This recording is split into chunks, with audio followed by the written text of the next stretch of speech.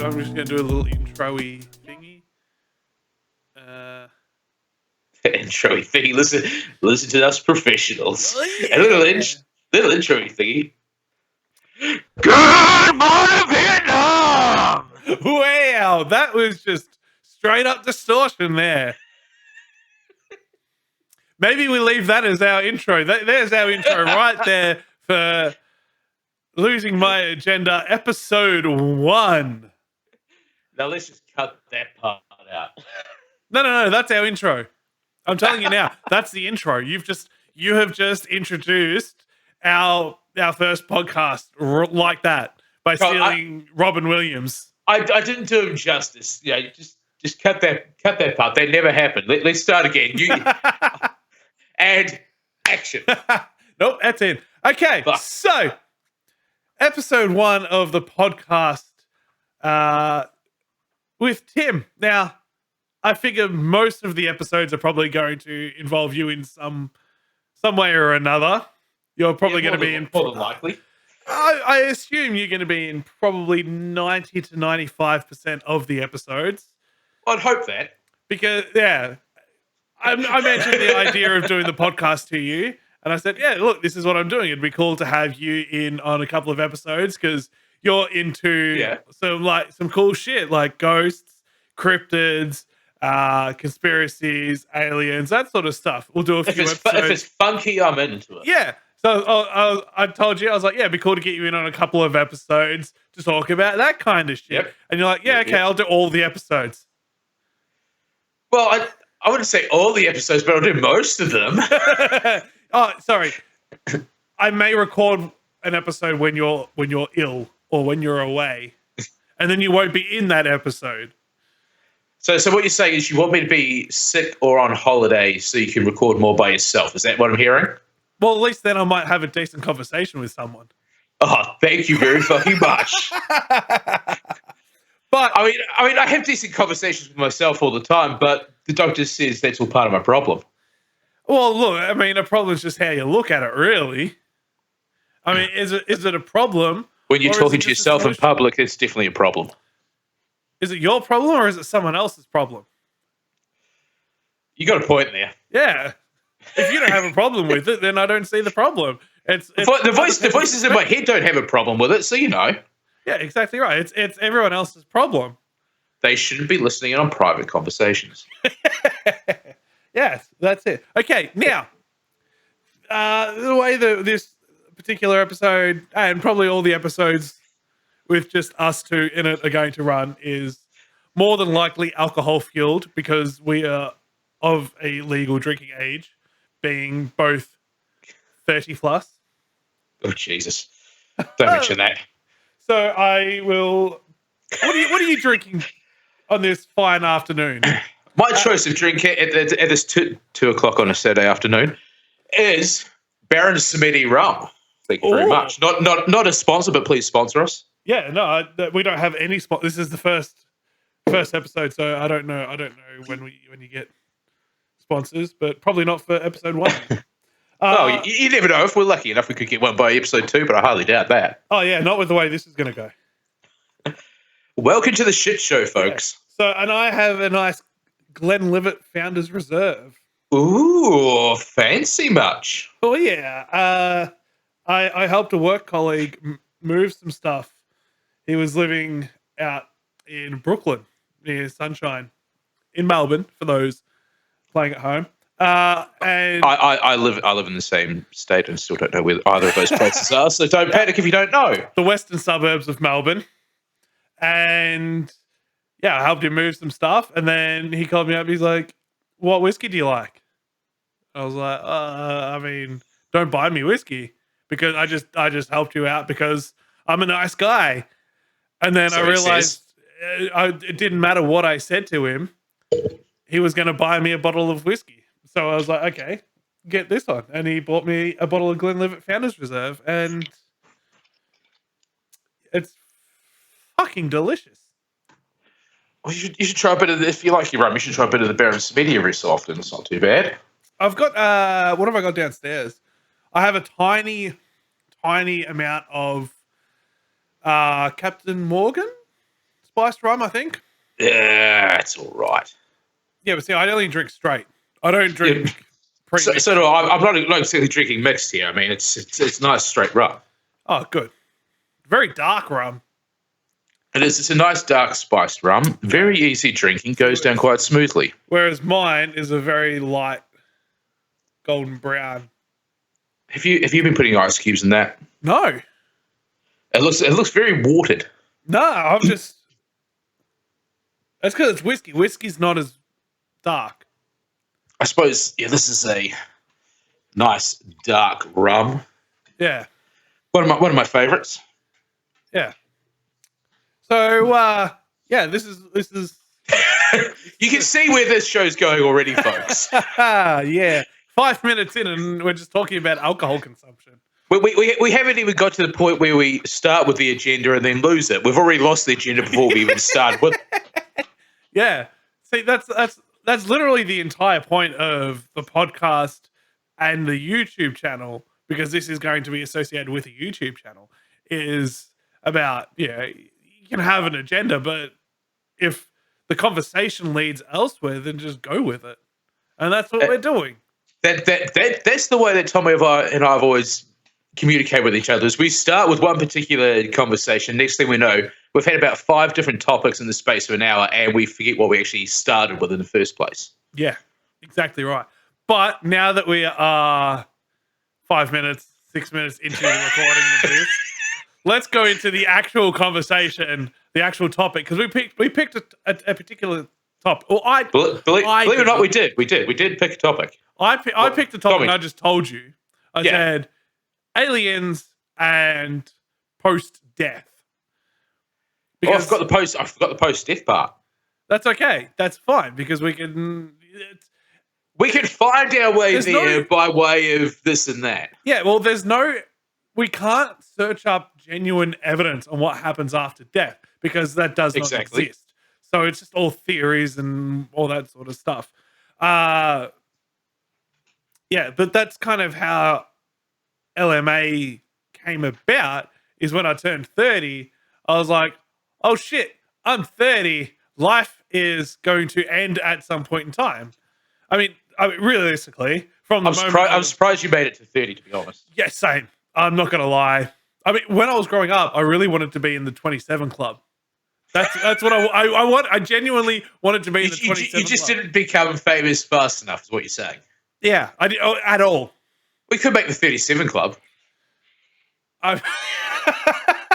We could try. I don't know if they'd make it a thing, though. We could try. I'm already there. Yeah. When do you turn 38? Another year. Oh, okay. So you're fine then. That's plenty of time. Yeah, I've still got what are we now? Are we April or are we May? We're April, aren't we? It is the 30th of April. So I've still got 11 months to... I was going to say kill myself. I've got 11 months to die. Yeah. Yeah, so that's perfectly fine. Not a problem. That's a lot of time. I'd prefer to make it to at least the 47 club, maybe. Yeah. Let's aim for the 87 club. Yeah, actually, yeah. Let's go a little further than 47. Yeah. Let's go 87. 87. But yeah, that's kind of how the entire thought process of LMA came about. Was I turned 30 and I started thinking about death. I've never really thought about death in the way of it's going to happen to me at some point in time, and how finite life is. I suppose the other thing for you is, because you see, I'm not like that. I haven't really had that thought. I suppose the thing for you is you have kids. I do, yeah. I have kids now. And that whole process of, oh my God, what happens to them, and how they feel, I suppose that would play on your mind a lot too, wouldn't it? It does a little bit, yeah. Or is it just the general mortality? I think, yeah, it's just the general mortality of it all, and the fact that, like, you see other people die, and you go, oh, that sucks, such and such died. Like Betty White. We all just went, that was a loss. That was a loss. It was. Weeks out from her 100th birthday. I know. Jesus. If there is a God Betty that has made the decision to, yes, if there is a God that has decided, you know what, Betty White, she's next on my list, then he deserves, or she deserves, they deserve, whatever the pronoun is there, deserves to be smacked. Just have the ever-loving shit smacked out of them. Yeah, I don't think that's going to happen. Yeah, look, personally, I don't believe in a god, but especially now that Betty White's gone.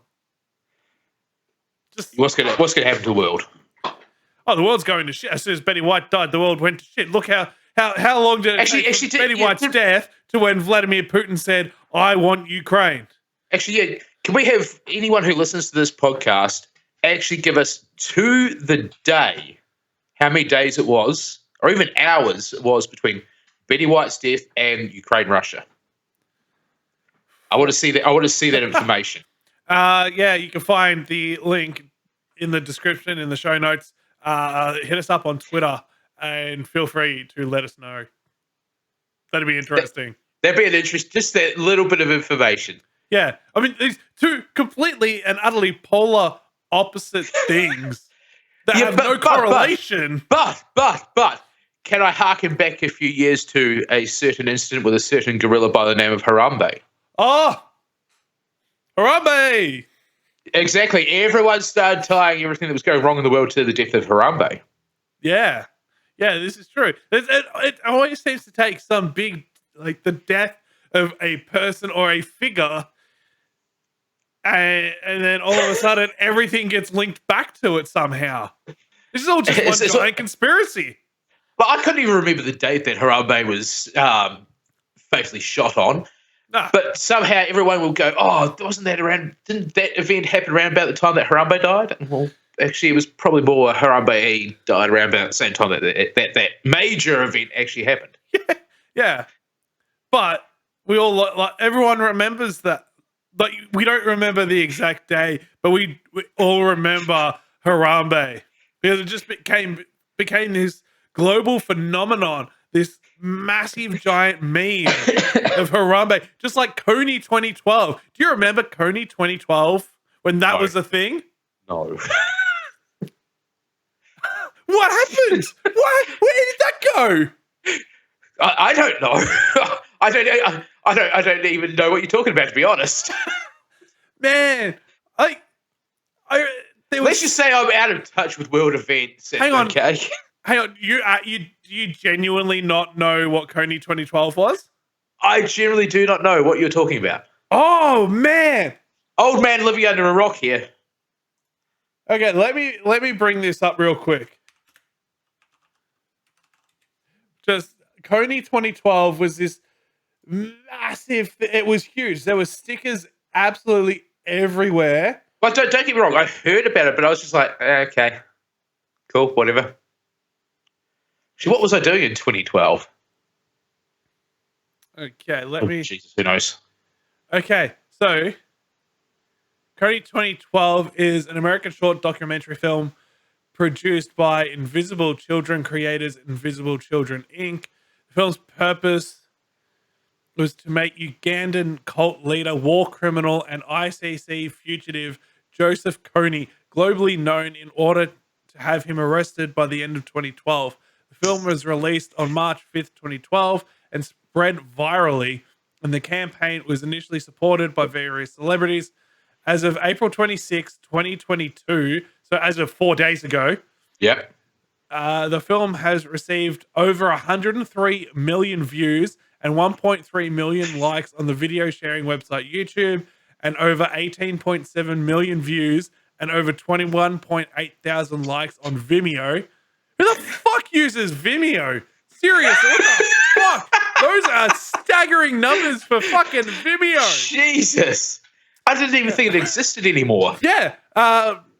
With other views on a central Coney 2012 website operated by Invisible Children. At the time, the video was the most liked on the whole of YouTube and is the first video ever to reach 1 million likes. Jesus. But what happened? 2012 came and went. Has anything actually come of that? Has anything actually happened? Has he been arrested? Is it dicks out for Coney? Okay, no US troops were directly involved, but 17 US advisors and analysts provided intelligence, equipment, and fuel to Ugandan military counterparts. The offensive pushed Coney from his jungle camp, but he was not captured. 100 children were rescued. Okay. So essentially, at the end of the day, what it all boils down to is it did nothing. This massively fucking viral thing did nothing at all. It got nowhere at all. No, got absolutely nowhere. It got some guys in a jungle, and that's about it. Yeah, well, I mean, that's where he was hiding. He was hiding out in the Ugandan jungle. So it managed to get him out of there. All of these kids were then rescued, but he's still out. I assume he's still out there, Jesus. but I don't know. But that was this massive cultural phenomenon of Coney 2012. And at the time, even looking at it, I was like, Coney 2012, what the fuck's that? And then I just go about my day. Yeah. I was like, oh, I'd hear it, I'd see it, and be like, okay, I just don't really care. Yeah. I didn't know what the hell it was. I didn't know that it was a film until right this minute. I realized that it was this guy, Joseph Coney, but I didn't know that. I still don't know. I didn't read through the article. I just read the first few lines of the Wikipedia article about it. I think I was more staggered about the numbers that they got on Vimeo. It's just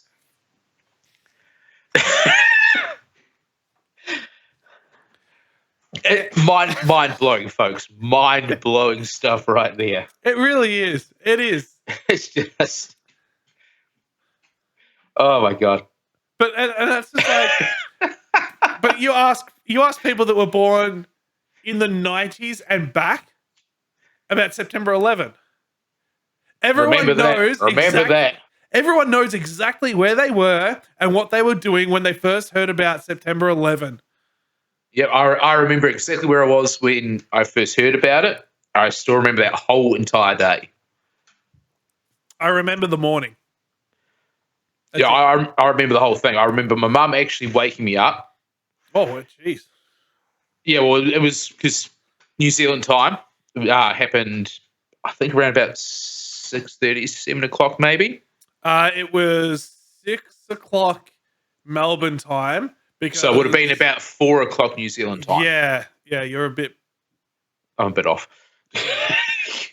But yeah. New Zealand's a bit early, so... Just a little bit. But yeah, I remember my mum waking me up and saying, oh, a missile has hit the World Trade Center in New York or something. And then for the rest of the day, because I was in high school at the time, I think I was in year... What's the second to last year of high school? Year 10? Year 10. Yep, yeah. Year 10. And I remember that whole day, all year boys 11, school. because you finished year 12, so second to last. Yeah. Last is year 12, so yeah, year 11. Yeah, so I remember all boys school, so we were all sitting there all day. We were just watching going, well, this is the fucking end. We're all going to be bloody drafted. It's World War III, and yet here we still are. Really? Waiting on yet another World War III. Yeah. Wow. That's what we were all thinking. So I think I might have been a bit too young because I didn't understand the ramifications of what had happened, because I was pissed off because I woke up at 6 o'clock. Yep. As I did every morning to watch cartoons, because I would watch Cheese TV in the morning, watch Pokemon, Dragon Ball Z, and usually there was a third one that kind of got swapped and changed. Yeah. And I remember walking out, I put the TV on as I did every morning, and all I could see was this plane flying into a building. I was like, what's this? This is not Pokemon. This isn't my cartoons. Yeah. And I changed the channel and there it is. I was like, what? But I changed the channel and changed the channel. It was everywhere. It was everywhere. Yeah, I was genuinely confused because I didn't really understand what was happening. I was like, okay, cool. Yeah. And then it was on every single free-to-air channel that we had, which, I mean, admittedly is nowhere near as many channels as what we have now. We had channel 2, 7, 9, 10, and SBS. That was it. There was 5 channels. Yep. And it was on every single channel. And I was like, what is this shit? Can it fuck off? I want to watch my cartoons. And then mum comes out and is like, oh my God, look at this. And I was like, Yeah, okay. And then I remember I had a shit day at school because I didn't get to watch my cartoons. That's what pissed me off, is that I didn't get to watch cartoons. Yeah, I suppose that would piss you off. Whereas, unlike me, it was because there's what 6 years difference between us, 7 years difference between us. Yeah, 7. So for me, it was we and it seemed last year in high school, and we were sitting there. We had some idea as to what the ramifications would be. We all knew that there was going to be some sort of war. Yeah. But we didn't know how far it was going to go. We didn't know the full extent of it. And of course, even at that time, we were still watching, these towers come down. So I can still remember all of that. So it's one of those big events, almost like, if you ask someone who was, still young when World War II really kicked off. Yeah. Where were you at the time? They go, I was this age and I was and so, and we had to walk 30 miles down to Joe Johnson's because he was the only one that had a radio that could pick up, the reception. It's that sort of event. Well, whereas Cody 2012 is just a little different. Yeah, I actually spoke to my Oma, who is originally from Holland, from Amsterdam. Oh shit! And she was a little girl when all of that shit went on, and it was weird talking to her. And she's like, "Oh yeah, me and Mum would walk for X amount of kilometers, and we'd go get some potato because that was all there was, and then we'd walk all the way back, and that would be our dinner." And I was just like, it's so hard to actually fathom that was the life that a lot of people genuinely just had. That was their day-to-day life during the war. And then she ended up getting on a boat and coming over here, and the rest is history. But yeah, it was just, that's something that she's never going to forget. Yeah. So, it's those big events that we do remember. Whereas, Coney 2012 is... We all remember Coney 2012, the details and the purpose behind it. Oh yeah, I remember it now. I can't remember what you said 5 minutes ago, but I remember it now. I remember it looked like it was yesterday. Yeah, and it was in the jungle, and there was the kids, and all that stuff. Yeah. So I've still got my camera has gone. I bumped it again. Yeah, it's completely frozen. You're mid-sip. I still look good though, don't I? Well, I mean, yes, Tim, you look good. You look handsome as always. Bear with us, folks. Technical difficulties here. I have a potato for a camera that just... Yeah. Dude, my camera is so sketchy. It's just resting on the top of my monitor, and the back of it has actually fallen off, exposing the internals of the camera, and yet it still works far better than your brand new camera that you have purchased how many days ago? A week ago. Yeah, so 7 days. You've had your brand new camera. Thank you, Kmart. I bought mine secondhand from Cashies. I lost the back of it somehow. It doesn't clip on. How do you lose the back of it somehow? Explain that to me. I don't know. It's not surprising with you. Yeah, if I knew, I would have put it back on and taped it up. But I don't know where it went. I just noticed it one day. I picked up the camera. I was like, "What the fuck? Where is the back of this webcam? It's just gone." Just gone into the ether, disappeared, never to be seen again. Yeah, it's gone to go hang out with all of the dropped guitar picks. And the socks that you can't find after you put them through the washing dryer. Yeah, that's it.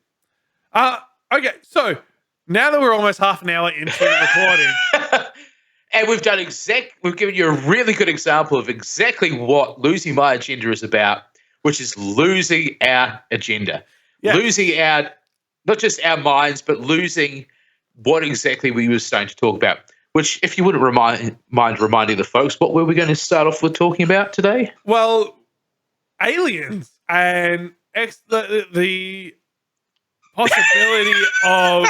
What are you laughing at? Why are you laughing at me? Because your English is as good as mine. Yeah, it is. the possibility of intelligent life out in the universe and how vast and big the universe is. When they say that the universe is infinite, it's just as far as I'm concerned, infinite is just a word. No one can actually comprehend exactly what infinite is. What is infinite? Well, just it never ends. Tell you what's never ending. My problems with this freaking camera. Yeah. Clearly, that's not. Man, you're having a hell of a big sip there.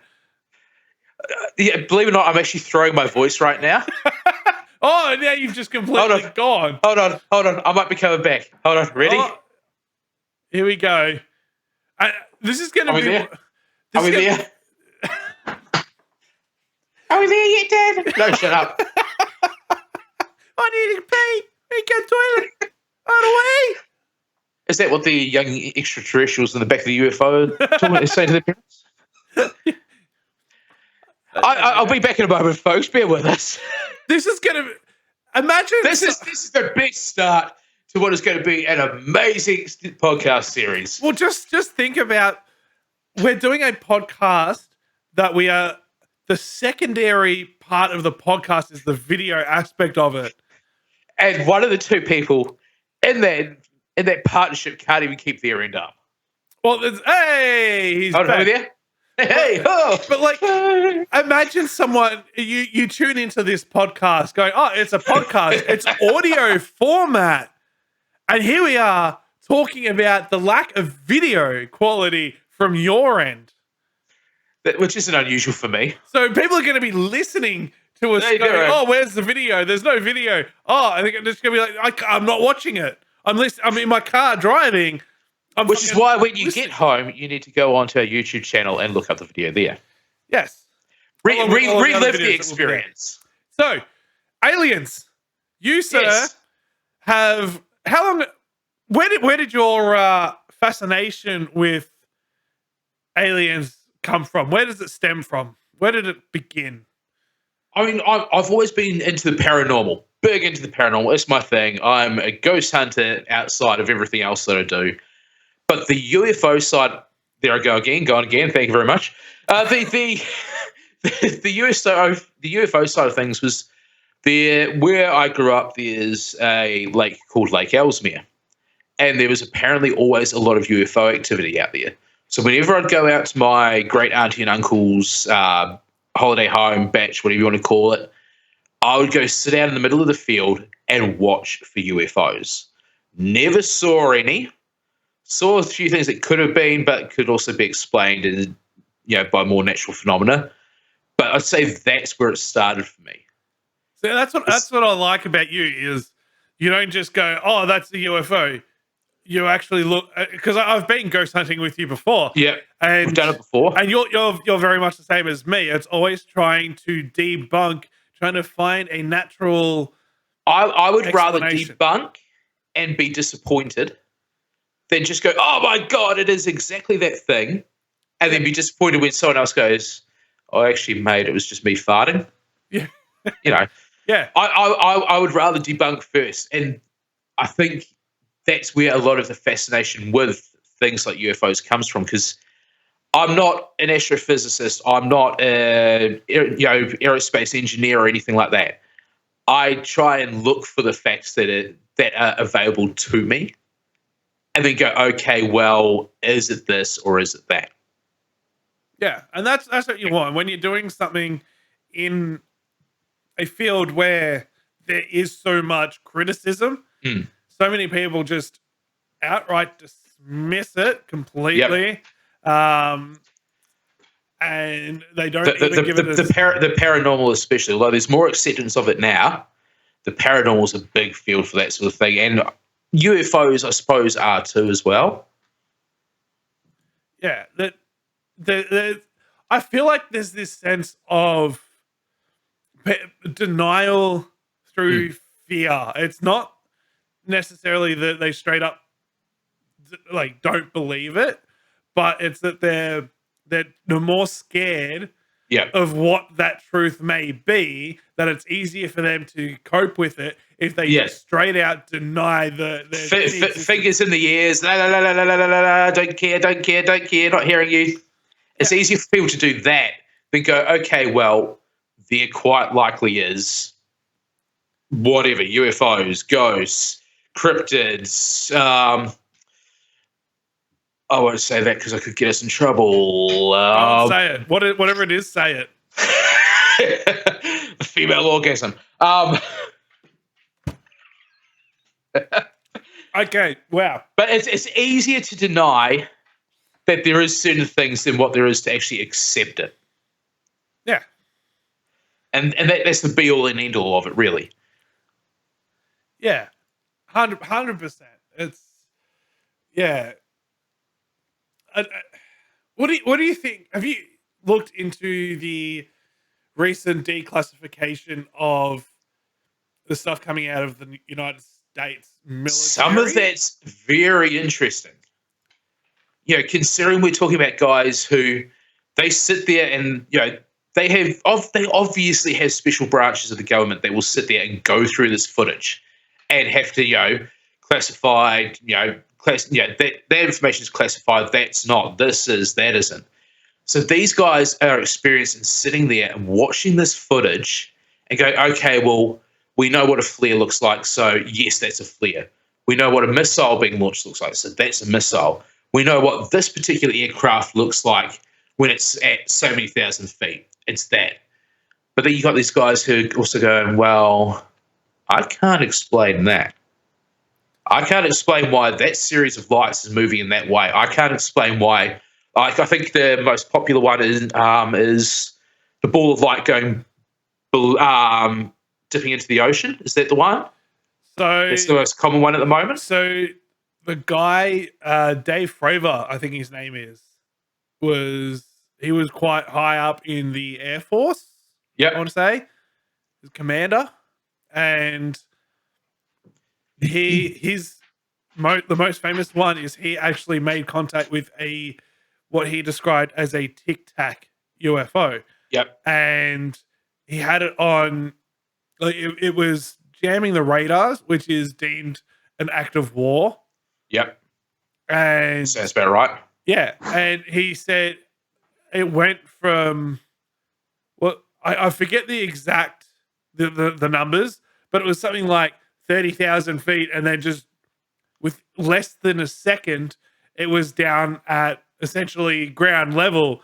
Yeah, and he said there is physically nothing that can go that quick on Earth. We don't have the technology to be able to do that. And the terminal velocity in our gravity does not allow that sort of drop. Yeah. And the G-force, if there's someone, you put a person inside something, even if we do somehow make a craft that can go at that speed, then you put someone inside of that craft, as soon as they make that drop, they are dead, because no human can withstand that many Gs. They are just you're literally going to turn into a human fountain. Your head's going to come off. You're going to be like a tube of toothpaste being rolled up all of a sudden. Yeah, 100%. So there's that, and then he went. I think he tried chasing after it, and they had this meetup like spot. Like, this is the coordinates of where we will meet up when they're doing their the rendezvous point. What do you want to call it? And this craft went straight there, knew exactly where to go. And he said, I physically cannot explain it. So there's that. There is Bob Lazar. Yeah. So these are all people that I would absolutely love to have on the show at some stage in the future. Which would be amazing to do, get some of these guys on here, especially these military guys, because when it comes to credibility, police force, military. Yeah. Forget actual government, but police force and military. Those are the sort of guys that you want to hear these stories from, because you know that they're not going to bullshit you on it. They've got no reason to. Yeah. Well, Bob Lazar, I don't know. Do you know Bob Lazar? Well, obviously not personally, but... Oh, yeah, no, personally, I had drinks with him the other weekend. The name rings a bell, but I can't put my finger on where I've heard the name. So he worked at essentially like a sister site to Area 51, Yep. and they got him in because he put was it jet propulsion onto his car or something, and was put Oh, into the yeah, local yeah. newspaper. They got him in to try and identify how these UFOs that they have at Area 51, Mhm. supposedly, I have to say supposedly, Storm Area 51 people.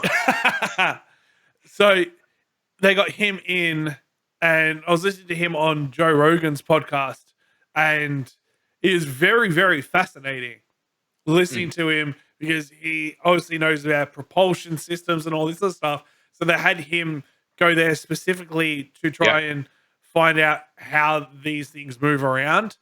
And yeah, his story apparently just has not changed. And you listen to him talk, every detail is the same. Doesn't matter who he's talking to, the details are the same. And if you're telling a lie, you're, especially over decades.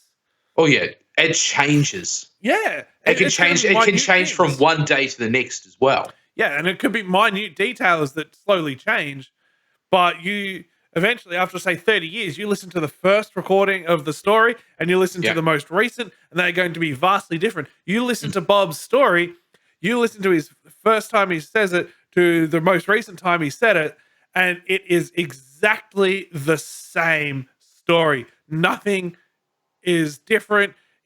Every detail is the same. Like every little, just the smallest piece is exactly the same. It doesn't change at all.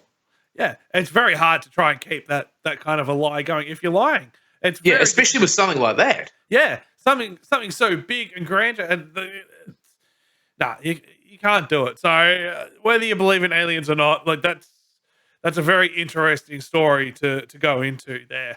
But the whole Area 51 thing, it's a tough one. I don't know. It's a really debatable thing, isn't it? It's because there's no proof for or against. Yeah.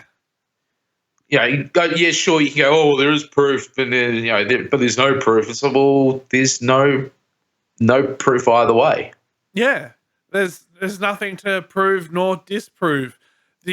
Everything that they're doing there, when people come to have a look, all of it, and then all of a sudden there's utes and stuff following them, and people coming up over bridges. Like all of that kind of stuff lends itself really, really well to the aliens story that, oh yeah, they're hiding aliens. But again, all of that stuff lends itself perfectly to it's just military operation. You walk into a regular military base, good fucking luck to you. You're not getting into a fucking military operation. Hey, champ, I'm just going to go have a look. Don't mind me, eh? I'll be out in like I don't know, 5 minutes. You mind if I just fly my drone over? Yeah. It's not going to happen. Especially if it's development, if it's research and development, you're not just going to have some guy let you wander in there, are you? No, definitely not. You're trying out these brand new spacecraft, aircraft. You're trying out new weaponry. Yeah. In case that there is a world war, especially now with everything that is happening and with heightened tensions across the entire world.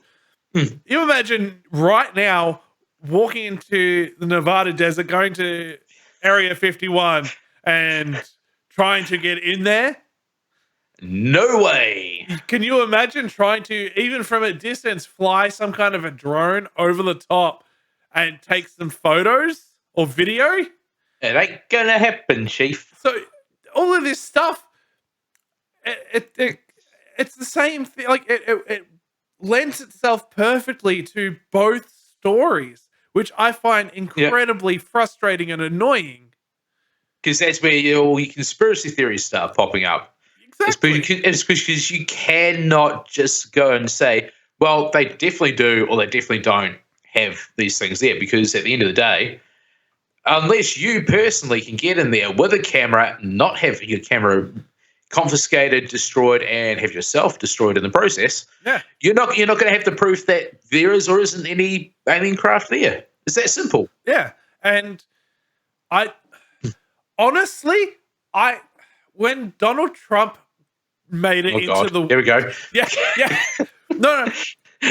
I'm neither for nor against Trump. Fuck politics. But when he made it into the White House, I thought, if we're ever going to see proof that there are aliens at Area 51, it's going to would be in the with next Trump. 4 years. Trump is going to fucking let something slip, and he's going to accidentally go, oh, Area 51, the aliens down. Oh, I mean, it's going to be something like that, and he's just going to let it slip, and we're all going to be like, we got aliens. Yeah, gotcha. Yeah. And then they're going to go, fuck.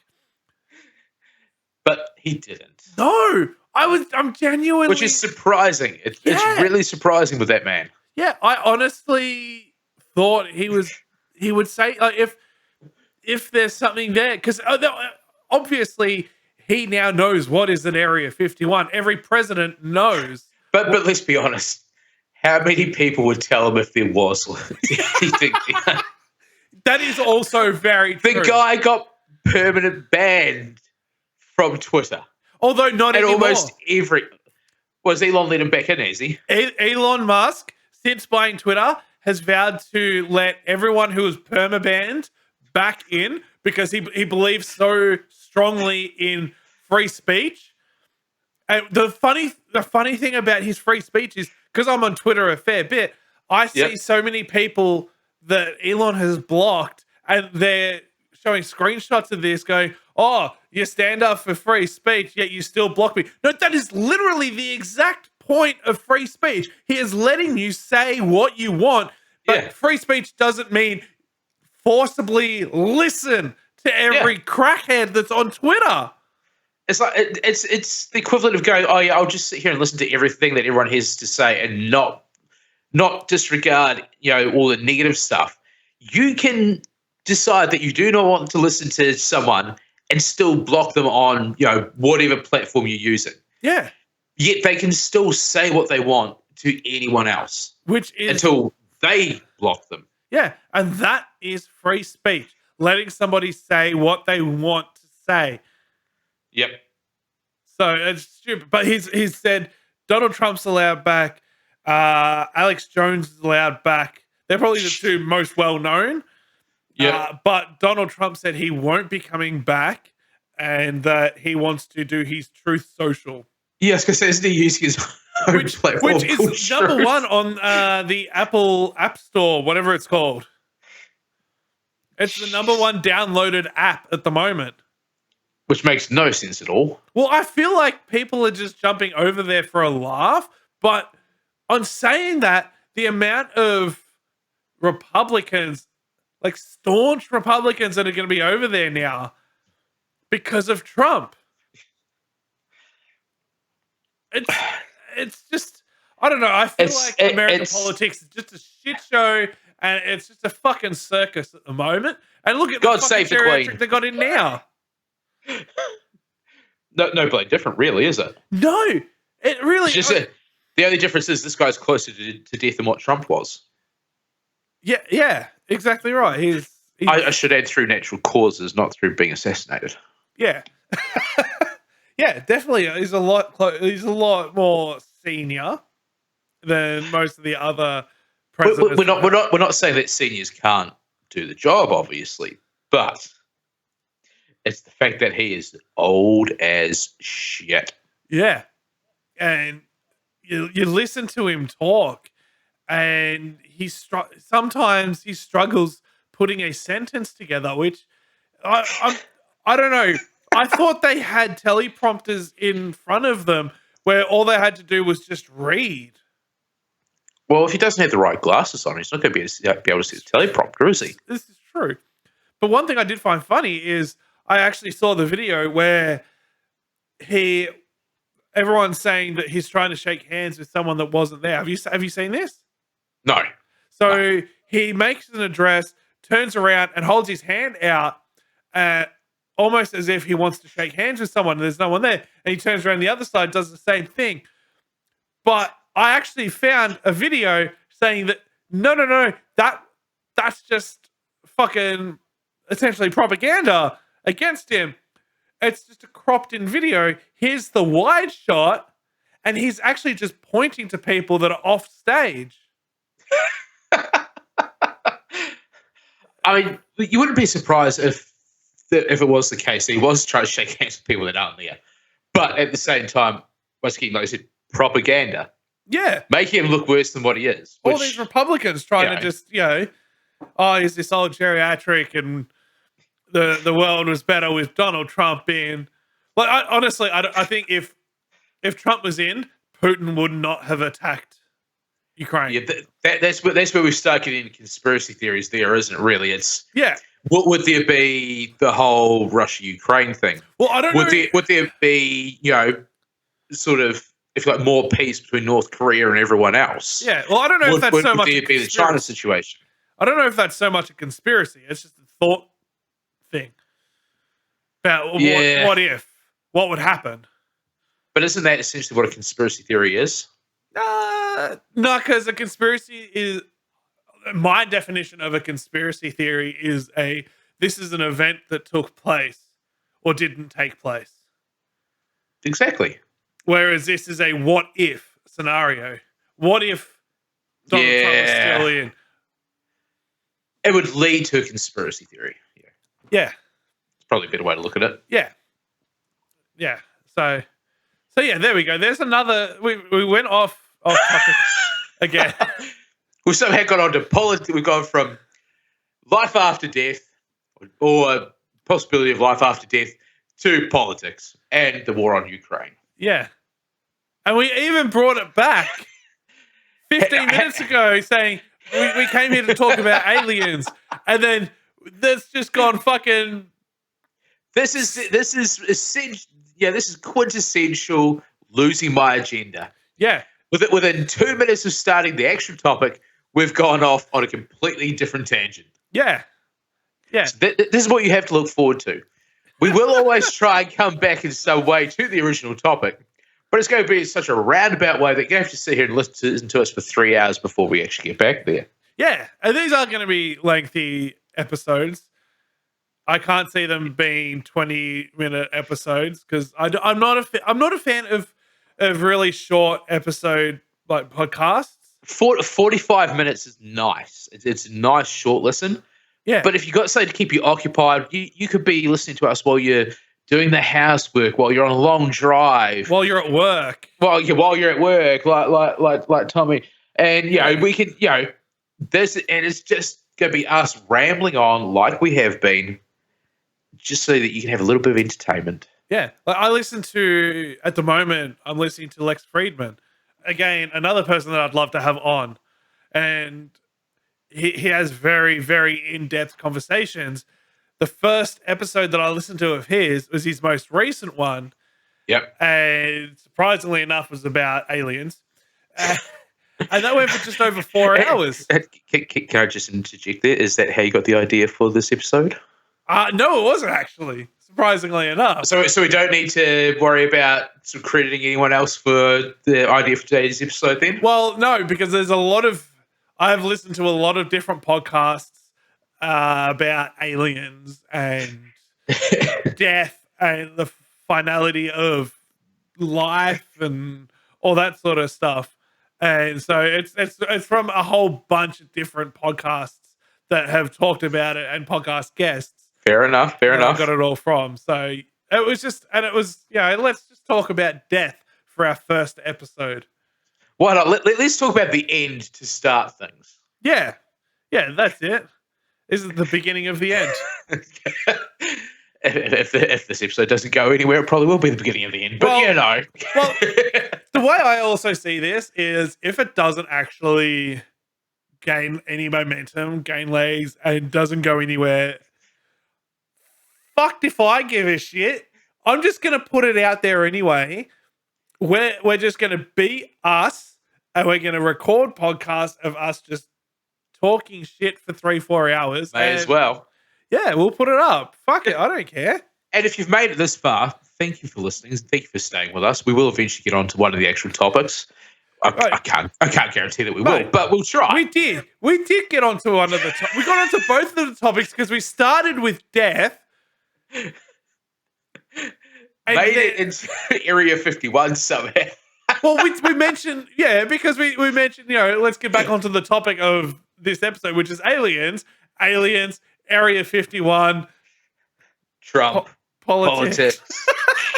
But we have glossed over the original topics that we had planned for the episode.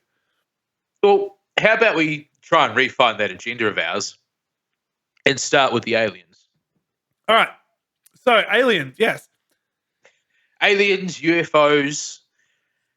So, how about we start there? Okay. Have you ever had any, or do you know anyone that claims to have had some kind of alien encounter? I don't know of anyone who has actually had an encounter, but I do know of someone who is very close to a still open UFO abduction case, or supposed UFO abduction case. Are you at liberty to discuss? I will discuss to a certain point. Obviously, I don't want to bring up names or anything. Yeah. Solely for their privacy. Yeah. For those of you who are interested in UFOs, and those of you in Australia in particular, you may have heard of the Friedrich Valentich disappearance. So I will bring up that now. I was going to say, hopefully Tommy has something there for us. Yeah. So for anyone that happens to be watching this podcast, I have the Wikipedia article open now. And I'm going to do the same thing as well, so I can make sure I get my facts right on this one with the dates in particular. Yeah. So Friedrich Valentich. You know someone who is somehow associated with this particular case. Yes. So let's go to the start of it, shall we? Friedrich Valentich. He was a younger fella who was making his way from they call it a training flight from Moorabbin Airport to King Island, which is, I want to say, like halfway between mainland Australia and Tasmania. Yeah, which is, there's a... in the Bass Strait. There's a little photo here of it. That's the one. So you can see it in the middle there. It's not a huge island, and it's roughly halfway between Cape Otway and the most northern tip of Tasmania. So he was on his way on in what they call a training flight from Moorabbin Airport to King Island. Along the way, this was all in October 1978. On the way, he radioed through that he was being followed by something. And, the radio transmissions were going back and forth between Melbourne Air Traffic Control and Friedrich in his Cessna, Cessna 128, 128? 182. 182L light aircraft. So just a small single engine aircraft. So he's flying along and he's radioing. This is happening at night, and he's radioing that he's being followed by something. These lights are going from in front of him, from behind him to in front of him, on top of him, below him. They're just all around him. And at some point, they lose contact with him. Now, there's various theories as to what happened. Explanations go from he was somehow flying upside down and was seeing his own lights reflected in the water, which is hard because if you read into it a little bit, that particular model has gravity-fed fuel system, so it can't actually fly upside down for very long. There's also been theories that he didn't actually disappear because of UFOs. He landed somewhere near Cape Otway and started a new life, all this sort of thing. But here's the thing. My source, as we will call them, was a very close friend, close enough to the point where within hours of his last transmission was actually pulled to Moorabbin Airport by the police and asked to listen to this radio contact. Wow. That's how close we're talking. Now, I would believe this person. They're a very credible person. I wouldn't say they'd be the sort of person who didn't just make this stuff up. But they were pulled in to listen and to be questioned as to, would there be a reason for him to go off and kill himself or anything like that. He actually listened to the radio transmissions. Now, one of the things he said was when after the final contact, which was they're above me, something along the lines of Friedrich rating through, they're above me, my engines are shutting down. Radio went silent except for static. He was saying that it wasn't normal radio static like you'd expect. It was it almost sounded like there was something else in it. So, it's an unusual case because, there's all these theories, so to do with, he was seeing a different horizon, or, he decided to kill himself or run away. This was a 20-year-old who had everything going for him, apparently and from what I understand, had a perfect life. There was no troubles at home, no job issues, no money issues. He disappeared over Bass Strait. With his final communications to Melbourne Air Traffic Control that he was being tailed and surrounded by an unknown aircraft. I feel like I've heard this story potentially on last podcast on the left, I believe. It has been around for a fair bit now because that was 1978. So it has been around. And it's an unusual one because there's evidence saying that there was an aircraft similar to the one, not the one that he was flying, but similar to one that he was flying that landed at an airstrip near Cape Otway within the same time period of him disappearing. But the problem with that being that on radar, where he disappeared was nowhere near Cape Otway. Right. Okay. Yeah. I wonder if that audio is out there somewhere. It possibly is. I've tried looking for it because I actually wanted to hear it for myself. Yeah. Well, once again, comes back to that whole debunking thing of before I actually believe this particular point to say, there's something in the static at the end, I want to hear it for myself. Yeah. And I have not been able to find it. I think because it's still considered an open case, from what I understand, it's considered an open case, it may not be available. Right, okay. It's a bit of an out there one. Yeah, it's one of the, the fact that it's still technically deemed an open case. It's just there was no aircraft found. There's no aircraft parts found. There was he hasn't been found. Yes, admittedly, where he would have crashed is a pretty turbulent area, so you're not guaranteed to find anything very quick, especially in 1978. But where did him and his aircraft go? Yeah, that's the thing. And surely by now they would have, at the time, you would assume that they would have done plenty of searching and both from the air and in boats. Well, they were onto it within 24 hours. It wasn't a case of, it happened 2 days later, we better go look for him. It was, this source of mine was called in that day within hours. Wow. So, it's, they were obviously onto it because he just disappeared out of nowhere. It wasn't like, my engines are dying, they're failing, I'm going to crash. It was I'm seeing this is happening, and they were onto it. And let's be honest, getting onto things that quickly normally doesn't happen. No, not unless there's some other reason for them to be onto it. Well, yeah. So what would that other reason be then if apparently he was flying upside down or seeing the horizon incorrectly, or he was, taking off to another part of, like we said, Cape Otway, where he wasn't showing up on the radar, by the way, in that area. Why would they get onto it that quick? Yeah, it's unless MH370 still took them a good couple of days to really start searching for that. Yeah.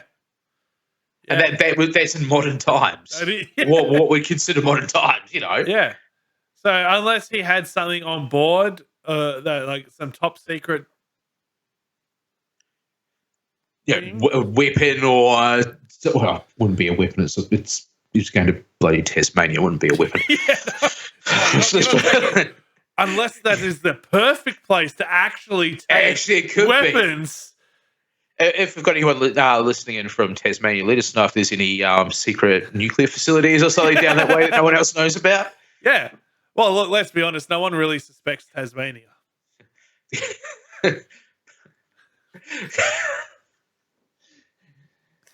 Yeah.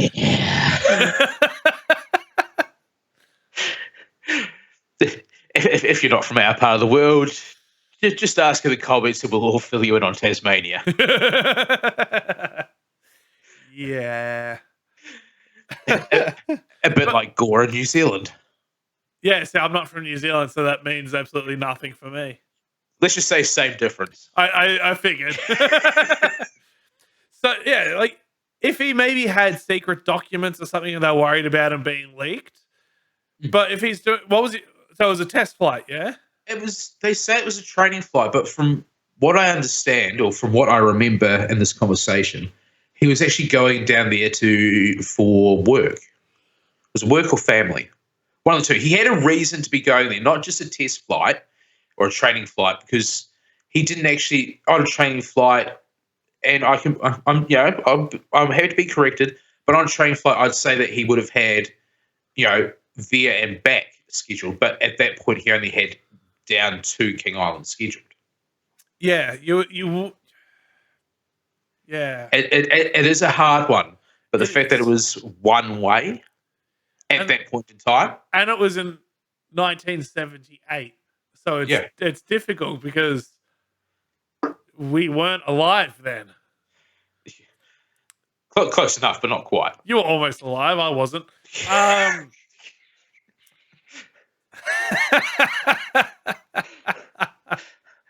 It's still 8 years difference. Come on. Yeah. Exactly. You were almost alive and I wasn't. Watch yourself, youngin'. But yeah, no, that one's real. And that's probably one of the more well-known Australian cases, at least. Yeah, because you hear a lot about America and Mexico, the UK, yeah, South America, but even into Alaska and Russia. Well, Russia, you got the Tunguska explosion, which still hasn't been explained as far as I'm aware. Now, for those who don't know what that is, do you want to elaborate? Oh God, I'm going to have to look up the details on this one just so I can make sure I'm getting this right. Tunguska that's definitely Russia. what you want to do. You want to hit up that Wikipedia article because Wikipedia is the #1 trusted source for all information. Because we all know it's correct and that no one can change it other than the people who originally posted it, of course. Yeah, I actually had because they've obviously got moderators. And they must be pretty onto it because I tried actually making a page twice and it got removed twice of how Bangers and Mash were made.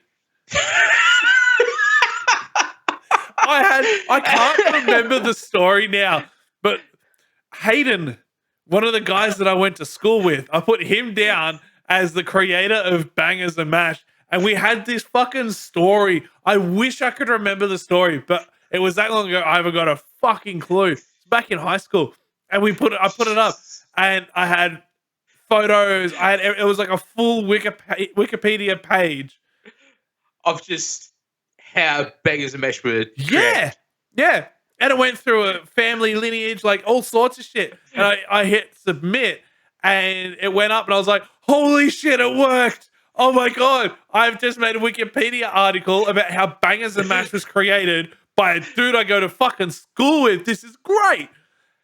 Oh, Jesus. And then like 2 minutes later, it had been taken It's gone. down. It's down. And I was like, oh, fuck. So I put it up again. I put like an abbreviated version because I couldn't be fucked writing it all out again.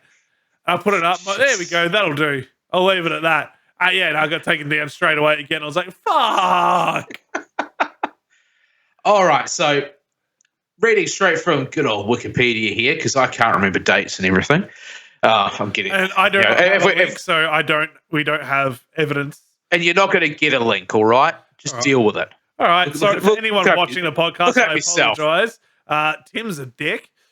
Yes, I am. You'll find that out very quickly. All right. So the Tunguska event or explosion or incident, it's got all sorts of names. June 30th, 1908. So going back, a couple of years here, there was a 12 megaton explosion that occurred near over the Tunguska River in, I don't even know how to pronounce it, so I'm just going to say in Russia. No, that's fair. Some Russian places are, it's very difficult to speak. Yes, Governorate. Yeah, no, you fucking nailed that. Is, of course, I speak perfect Russian. I didn't know that. Oh, now you know. just to set the more you know thing here. Yeah. In the eastern Siberia, massive explosion, 12 megaton explosion. That's a fucking big explosion, if you ask me. There's no evidence as to what actually caused it. This freaking explosion somehow took out an estimated 80 million trees over an area of roughly 2,150 square kilometers. Wow. For those of you that still use miles, that's 830 square miles. Now, they're saying it could have, there's theories that it could have been a meteor airburst. There's other theories that it was a meteorite actually hitting the Earth. There's all sorts of theories, but one of the theories is, of course, UFOs. I haven't actually heard the theory that it's a UFO. I've heard meteorites, but that's it. That's one of the old theories, that it's a UFO, because for a meteorite to get into the Earth's atmosphere, when you think about it, and have an air explosion that cause that much damage, if you look up the statistics on, pardon me, excuse me, folks, on the was it Big Boy, the main bomb from the Hiroshima explosion? Oh yeah.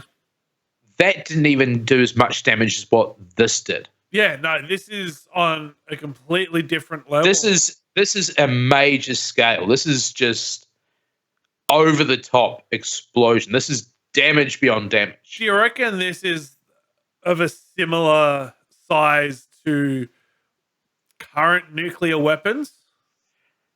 Well, that'd be a good question.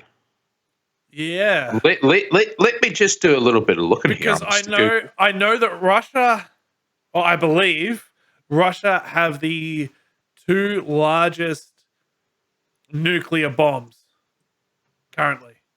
But I don't know how many megaton it is, and I don't know the potential radius if they were to launch it. Let's have a look. But yeah, I did hear that this was possibly a meteorite. The thing is, though, if you read through, there's no actual. You would expect some sort of crater. There's no crater. It's literally the damage, and that's it. You'd expect something to be there. And whether there is an actual impact or not, you'd expect there to be a crater. I think I first heard about this when listening to Graham Hancock, and again, what a lovely name, Hancock. Again, someone else I'd love to talk to on this podcast.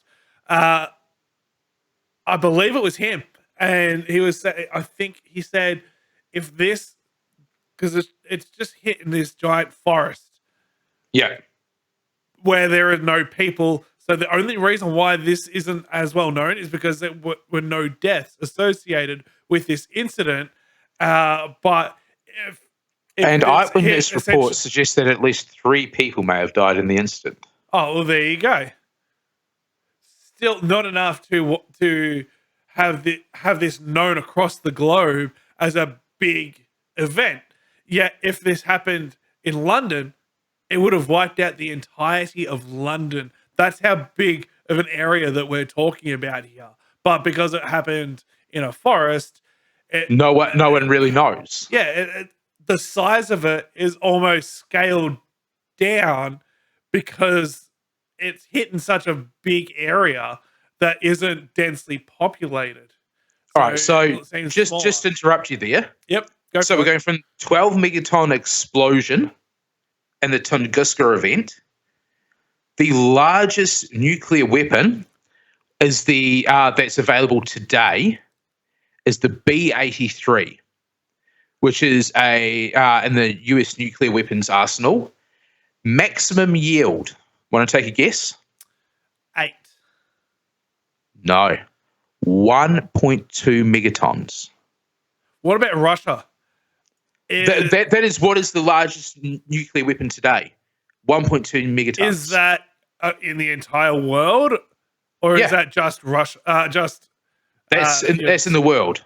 Wow, I stand to be corrected, but that is in the world. So 1.2 megaton. Yeah, a tenth the size. Because I legit thought that Russia had the. Let me do some googling.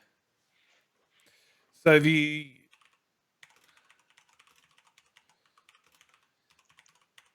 I'm seeing up to 5.2 megatons, but that's still small when you compare it to the roughly 12 megaton explosion of the Tunguska event. Oh no, it's still tiny. So, what are you finding there? So the current largest nuclear bomb in Russia. Yep. The Tsar Bomb. Tsar Bomba. Tsar Bomba from the 60s. La Bomba. Largest yield test. Show my age. Yep. 50 megaton. So that was in the 50s, was it? 60s. 60s, sorry. Just October 30, 1961. Total tests, 715 detonations. Current stockpile, 5,976. Well, Google, you need to step up your facts here because, I got something different there. That's okay. So let me look here. So I'm on another website. But even still, when you consider we're talking about 1908. Yeah.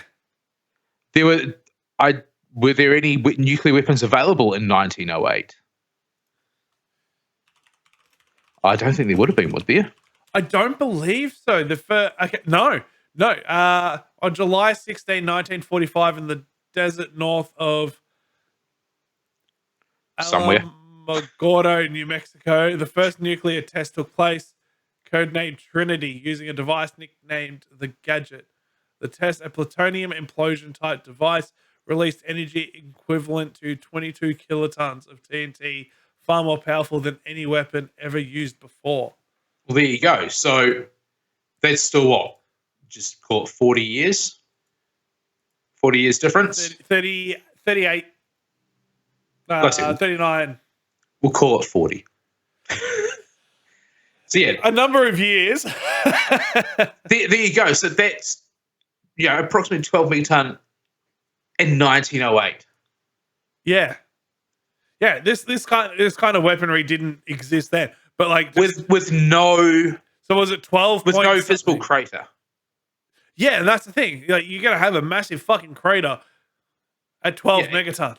Even with an airburst, you look at the footage from after they dropped the bomb on Hiroshima. That was, I'm pretty sure that was a airburst, and there was still a crater. Yeah. Whereas this, there was no crater left. Well, was it Isaac Newton? Every action has a positive, equal and opposite reaction. We think we know what we're talking about, folks. It's all right. I think it was Newton. Every action has an equal and opposite reaction. So if correct. You've got this force going down, like There has to be something, some sort of visible mark left from it. I don't even know if that saying even applies here, to be honest. It's got to apply somewhere. It's got to apply somewhere what we're talking about. Yeah. But it's the fact that it was only the trees that were knocked over. Yeah, and isn't it still barren now? Like trees cannot grow there? Good question. I think maybe I could be totally wrong, but I think let's have a look. so. I know I have seen. Actually, you know what? I'm just going to bring up a photo for anyone that hasn't seen this thing. What was it called again? The Tunguska Event. So TUNGUSKA. Correct. Event. Here we go. So I'll bring up. Okay. Yeah.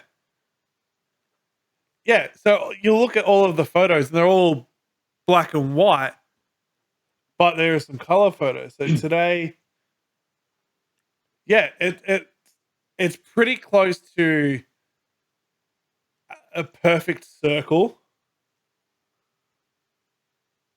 Yeah, there's no real, and it's just an open field essentially now.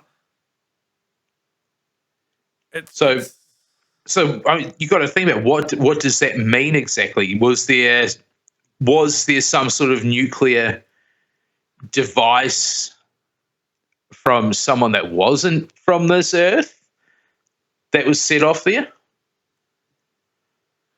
Wow.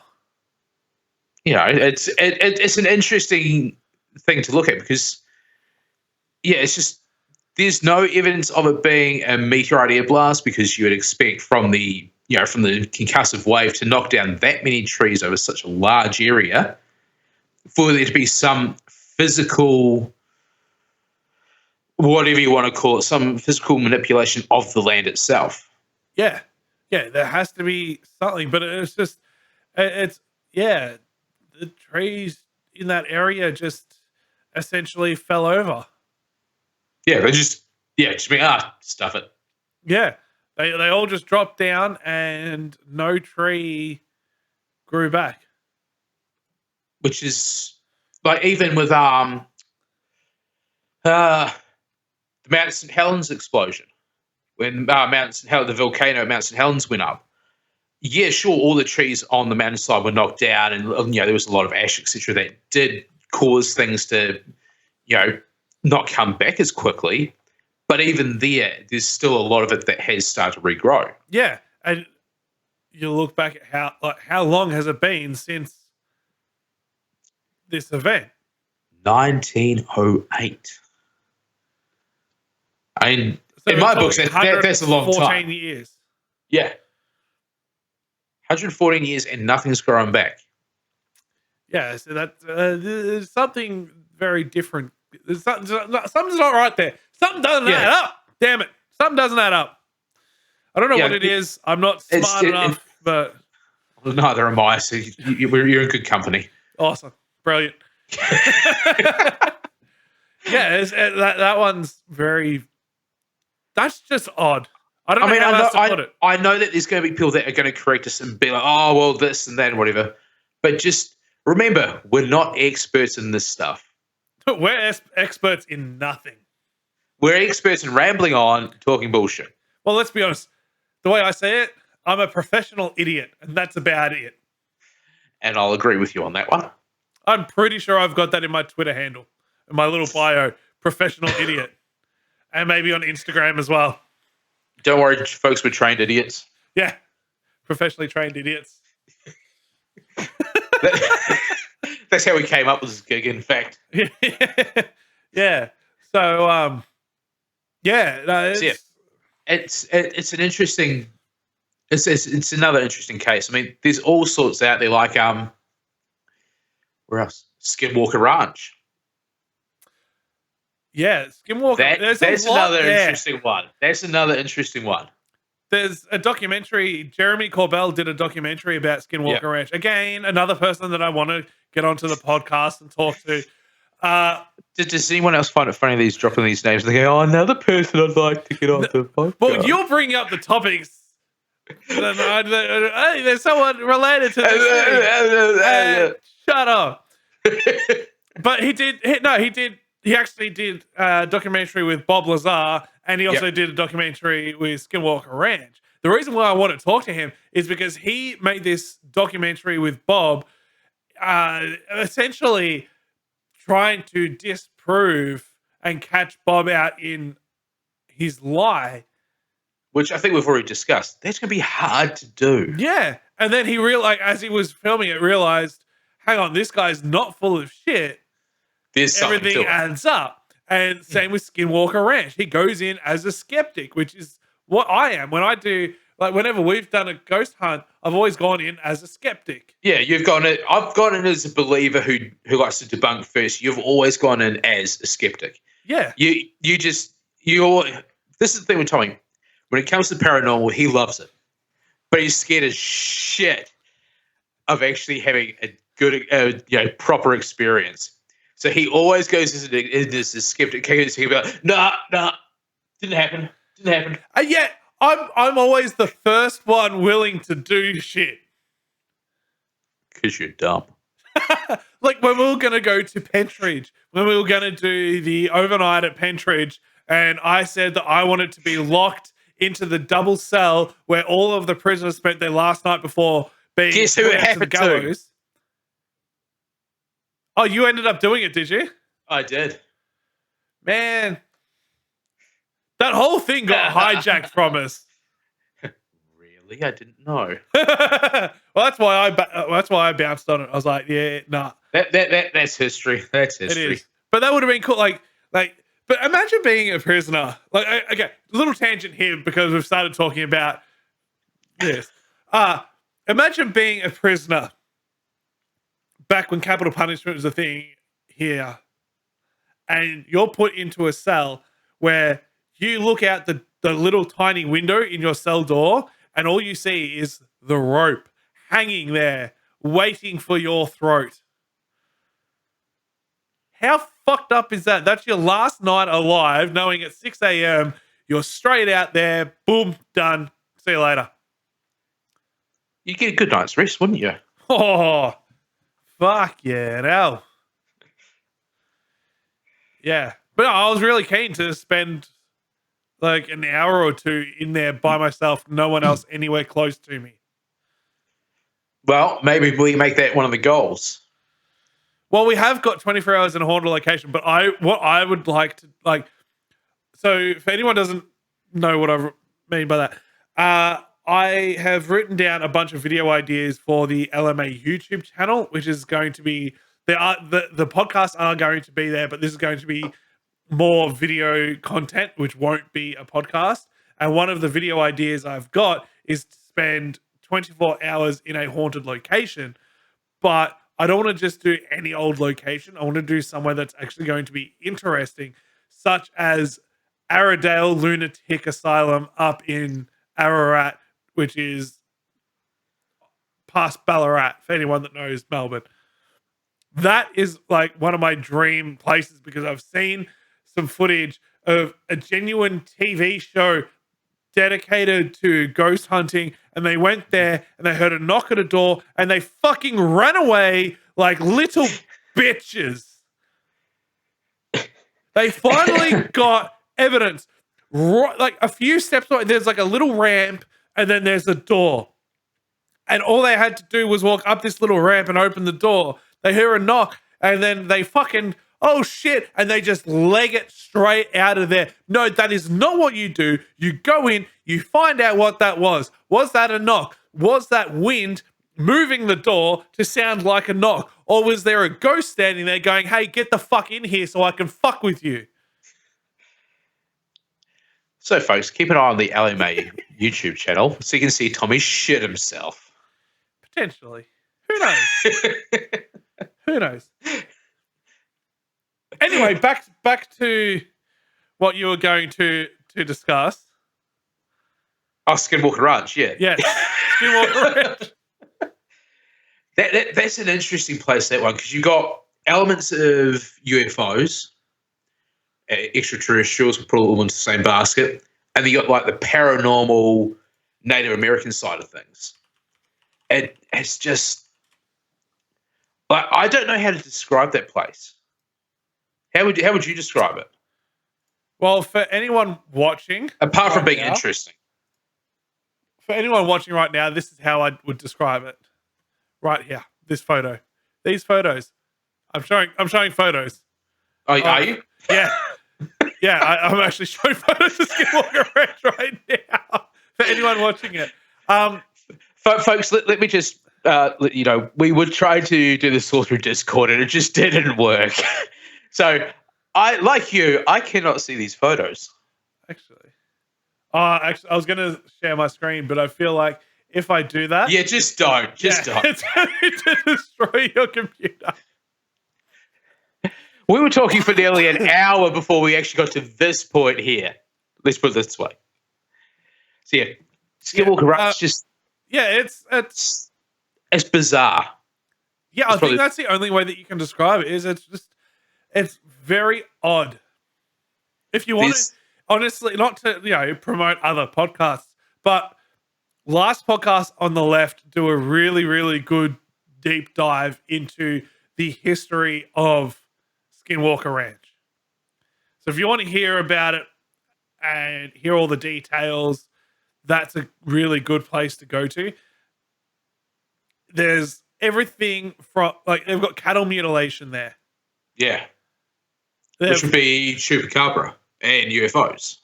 Yeah, well, they're saying that's aliens. That's what I mean. Yeah, they're saying it's because there's UFOs. It's just they've just been drained of their blood, completely drained of all of their blood. Their buttholes have been cut out, surgically removed. I think it was their buttholes. I think their eyes were removed in some of them.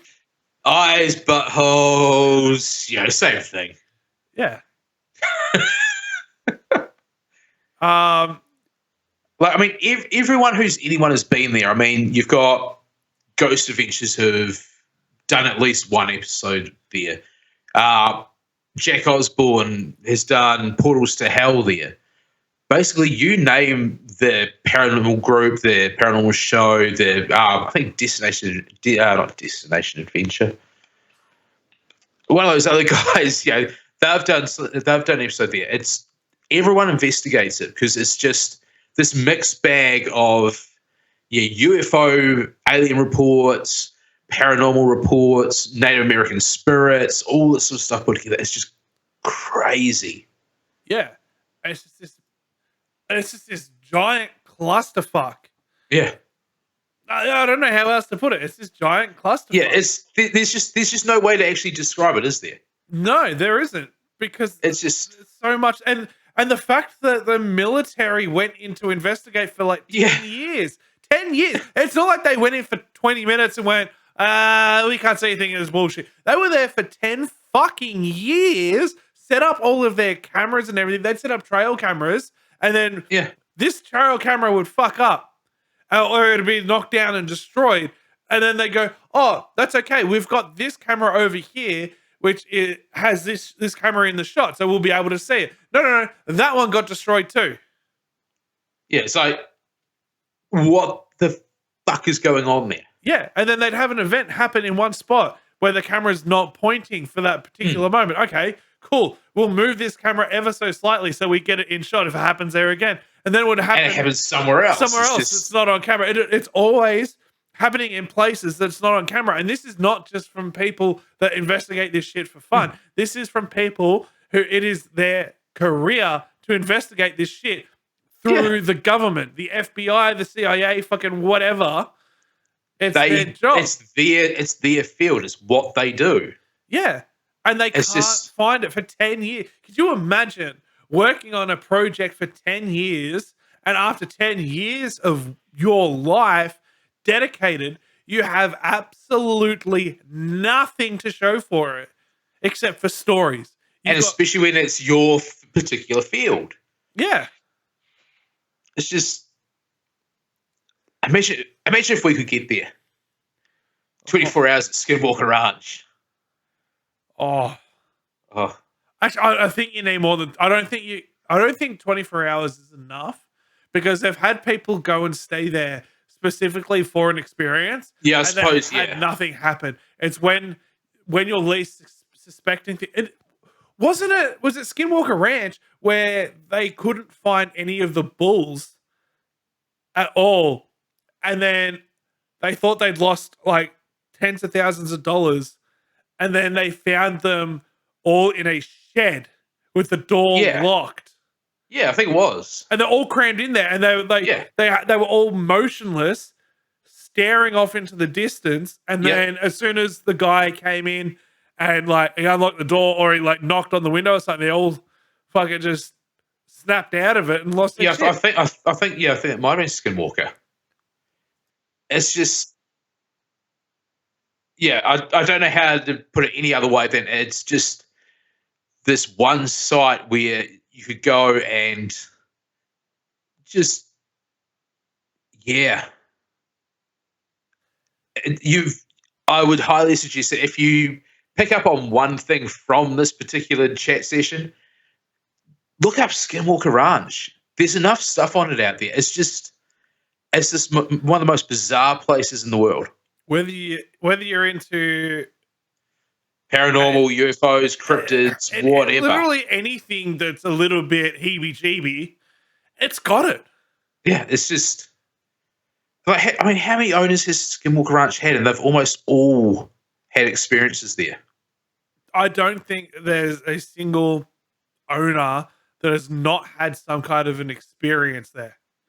I think all of them have had something happen, whether they want to admit it or not. Because I know there are some that don't like talking about it because they don't, like they want to live in denial that anything happened there. What do we got? So claims were first started appearing in 1996. So the ranch has had 4 different sets of owners. So, because it was first established in 1934 by Kenneth and Edith Myers, they had it from 1934 to 1994. So these claims could go back as far as, in terms of the ranch as we know it, could go back as far as 1934, or could go further back to Native Americans, for all we know. But the first actual claims started appearing in 1996, which would have been around about the time that Terry and Gwen Sherman, so the second owners of the ranch, were sort of on their way out because they only owned it for about 2 years. And then Robert Bigelow took over, and he's the main. Yeah, he's the main guy that came out with everything that was going on. Yeah, Robert Bigelow. Well, don't mind me, just pouring another glass. Bloody elky. But definitely looking at, like I said, if you take away anything from this, look up Skinwalker Ranch. You'll be amazed at the stuff that's gone on there. Especially some of the video evidence is kind of iffy at best, but the fact that you can't explain it is what makes it so unusual. We're talking, video evidence of literally these things walking through the fields. So, they don't quite look human. They don't quite look alien. They just. Do you know what a skinwalker is? Yeah, I do know what a skinwalker is. Do you want to explain it for anyone that doesn't know the mythology behind the skinwalker? So, if we go the absolute basics of what a skinwalker is, skinwalker comes from the Native American Navajo tribe. They were a shape-shifting witch who could apparently switch between looking like deformed animals, wolves, bears, that sort of thing, back to human, but they were always out to cause trouble. Whether it was, killing people or, causing crops to go bad, that was what they were all about, was just being nasty, nasty people. Apparently part of it was that they got their powers from eating human flesh, a bit like the Wendigo. Which we could get onto cryptids, but we might do that another day because that's a whole other kettle of fish. Oh, geez. Not another tangent now. Well, we're only an hour and a half in. We've got plenty of time. Should we try and keep it on the one for the time being, or should we go off? Let's stay on Skinwalker Ranch. Let's get through what a Skinwalker actually is before we then deviate and go down another path. Because you know that I can go down that one all day. Yeah, I know. I'm fully aware. We'll go into cryptids at some stage, whether it's in this podcast or not. I don't know. But yeah, anyway, So The yeah, definition. What is a skinwalker? so what are skinwalkers? So the Navajo English Dictionary explains that skinwalkers, their name Native American name literally translates to by means of it, it goes on all fours. So take that as you will. The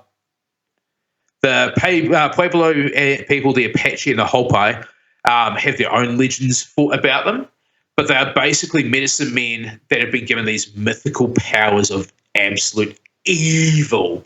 They can vary, depending on what tradition you're going by. But it's basically they are able to, for lack of a better way of putting it, possess an animal or another person and cause them to cause absolute trouble. And a lot of what their magic comes from is just anything taboo. So whether it's killing another human being or feasting on their flesh or whatever, it's basically they're just if you know what a Wendigo is, which is similar to the creature, then you'll know what I'm talking about. But they are literally just evil incarnate. Native American evil incarnate is probably going to be the best way to put what a skinwalker is. I don't think I can get a better explanation other than reading a direct definition of it for you. Yeah, that's no, I think you summed it up pretty well. What a skinwalker is. The reason why they called it Skinwalker Ranch is do you think it's because they believe skinwalkers are there, or is it just because it's a cool ass name? I think it's a little more. It's a cool ass name. It's attached to the people that originally owned the land, being the native Navajo, obviously.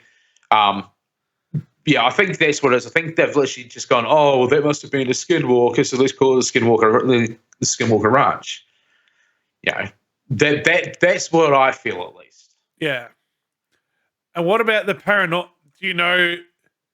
I don't know how much you know about Skinwalker Ranch. I know a little bit. So we've got the cattle mutilation. We've got just these weird, bizarre things like the bulls or cows, whatever they were, being locked up into a shed. Excuse me. There's been poltergeist activity in the house. I was going to say, do you know much of the actual paranormal hauntings? side? Yeah. It's been a lot of poltergeist activity around the house, shadows seen outside on the property as well as in the house, noises, voices. I think some groups that have managed to get into the house have recorded what they class as demonic voices. Just take your stereotypical paranormal horror movie, that kind of stuff. So there's you do sort of have to take it with a grain of salt on the paranormal side of things. Yeah, of course. Because it's like, well, they say this, they say that, but then also, the latest paranormal movie would say it as well. Yeah. Yeah. It's when it comes to paranormal stuff, it can be hard to. I think everything we've talked about today is difficult to confirm it or deny it either way. Yeah. Unless you have strong beliefs either way, obviously, or you have strong enough evidence either way, you're not going to necessarily go, okay, well, what they're saying is fact. Yeah, and how are you going to get trying to get undeniable proof of these things? As soon as you get undeniable proof of paranormal, then you can start saying, well, it's got to be X, Y, Z. Yeah, everyone's going to say, no, it's this, it's that. No, it can't be. Yeah. If there's a UFO that suddenly Area 51 goes, you know what? We have a spacecraft. Yeah. You can't dispute that. But for some reason, paranormal is always going to be disputed. Yeah. Always. That doesn't matter what. And like you and me have had our experiences. That's literally how we met, was through the paranormal. Yeah. And, we've had our experiences where we've kind of gone, well, that unusual thing did happen. I mean, I lived in a haunted pub for 5 years. That was an amazing place. It wasn't bad. When you're laying in the bed, and you know that there's only 3 other people in the building, you're watching shadows go past on the at the bottom of the door, but there's no sound being made. Yeah. And then some of the things that happened while we were there. I still believe that there's 2 incidents that stand out over those 5 years. 2 things that stand out for me personally, and they both happened to me while I was alone in my bedroom. And one of them was the old man was in Bali and no one was there for accommodation at all. So I was there on my own by myself in this really, really old pub, and we'd had pool comp, so I didn't get to bed till about, I don't know, it was probably 3 o'clock in the morning that I crawled into bed, and I had to go and open up at 8 o'clock in the morning, get everything ready. At 4:16, I remember the time exactly. 4:16 in the morning. Which it's a major event when you remember the time. Yeah. Not just 4:15. It was 4:16. The way my bedroom was set up, when you're standing at the door looking into my room, my bed was over on the left-hand side, and on the right-hand side there was a wardrobe. And how wide would you say that gap is from memory? What, between the end of your bed and the wardrobe? From wall to wall. Wall to wall. It's an old building, so you're probably looking at good. It used to be the the common room for upstairs for guests. Yeah, so I'd say it'd probably be 6 to 8 meters across. So a fairly decent size. Like bigger than a standard bedroom. Yeah, standard living room almost. Yeah. So on the right-hand side, we had put all of the old doonas in there.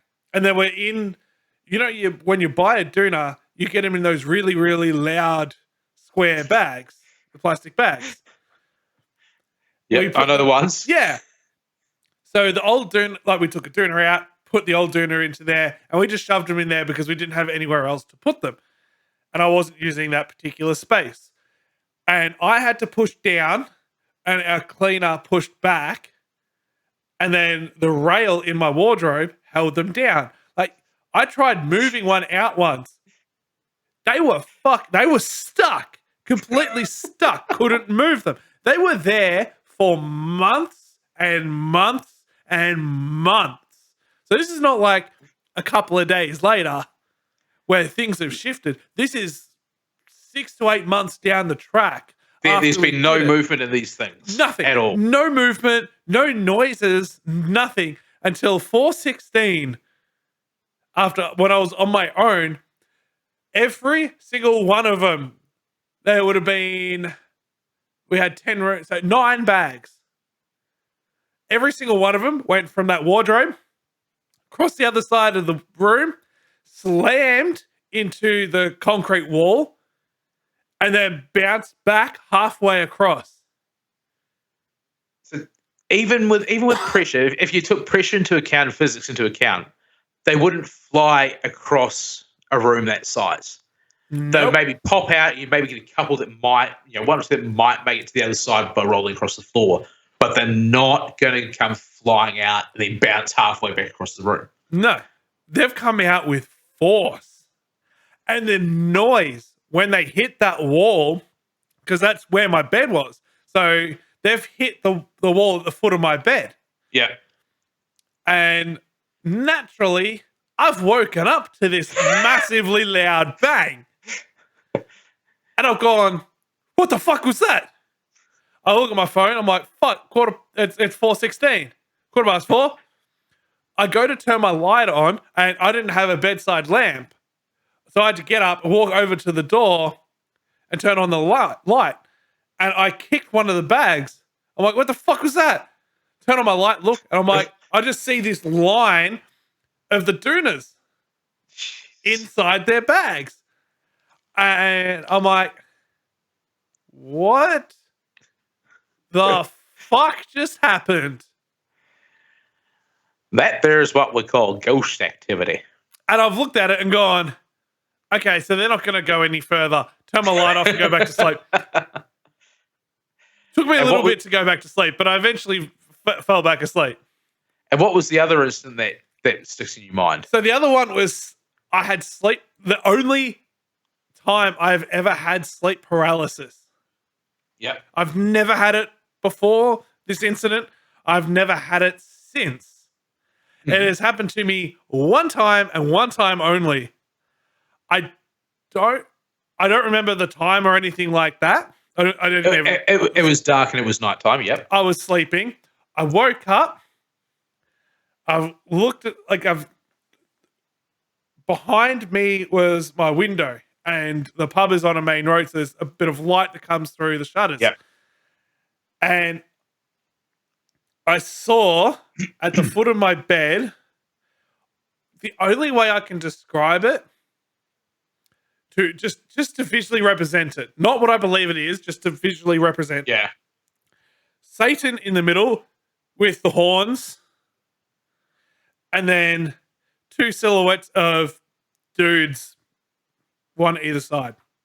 Like his wingman. Essentially, yeah. So three figures at the foot of my bed, staring straight at me. I'm not saying I believe in Satan, because I don't. Still, to this day, after this incident, I do not believe there is an actual being called Satan, or Lucifer, or Beelzebub, or Lucy, or whatever you want to fucking call it. But this is just what I'm just saying. What happened? That's the vision that you had. Yeah, that's what I opened my eyes. It wasn't a dream. Yeah. I opened my eyes. I saw that, and I'm like, "Oh hell nah, nah, fuck this." And my first thought was, I'm getting up and turning the light on. I'm turning my light on, and I couldn't move. Physically, I couldn't move. I tried moving my arms. Nothing. Legs. Nothing. I couldn't roll over. I was short of breath. Like I was struggling to breathe almost. Jesus. I couldn't move. I could move my eyes. And that was it. That was it. I could look around my room, like just from turning my eyes. That was it. I couldn't turn my head.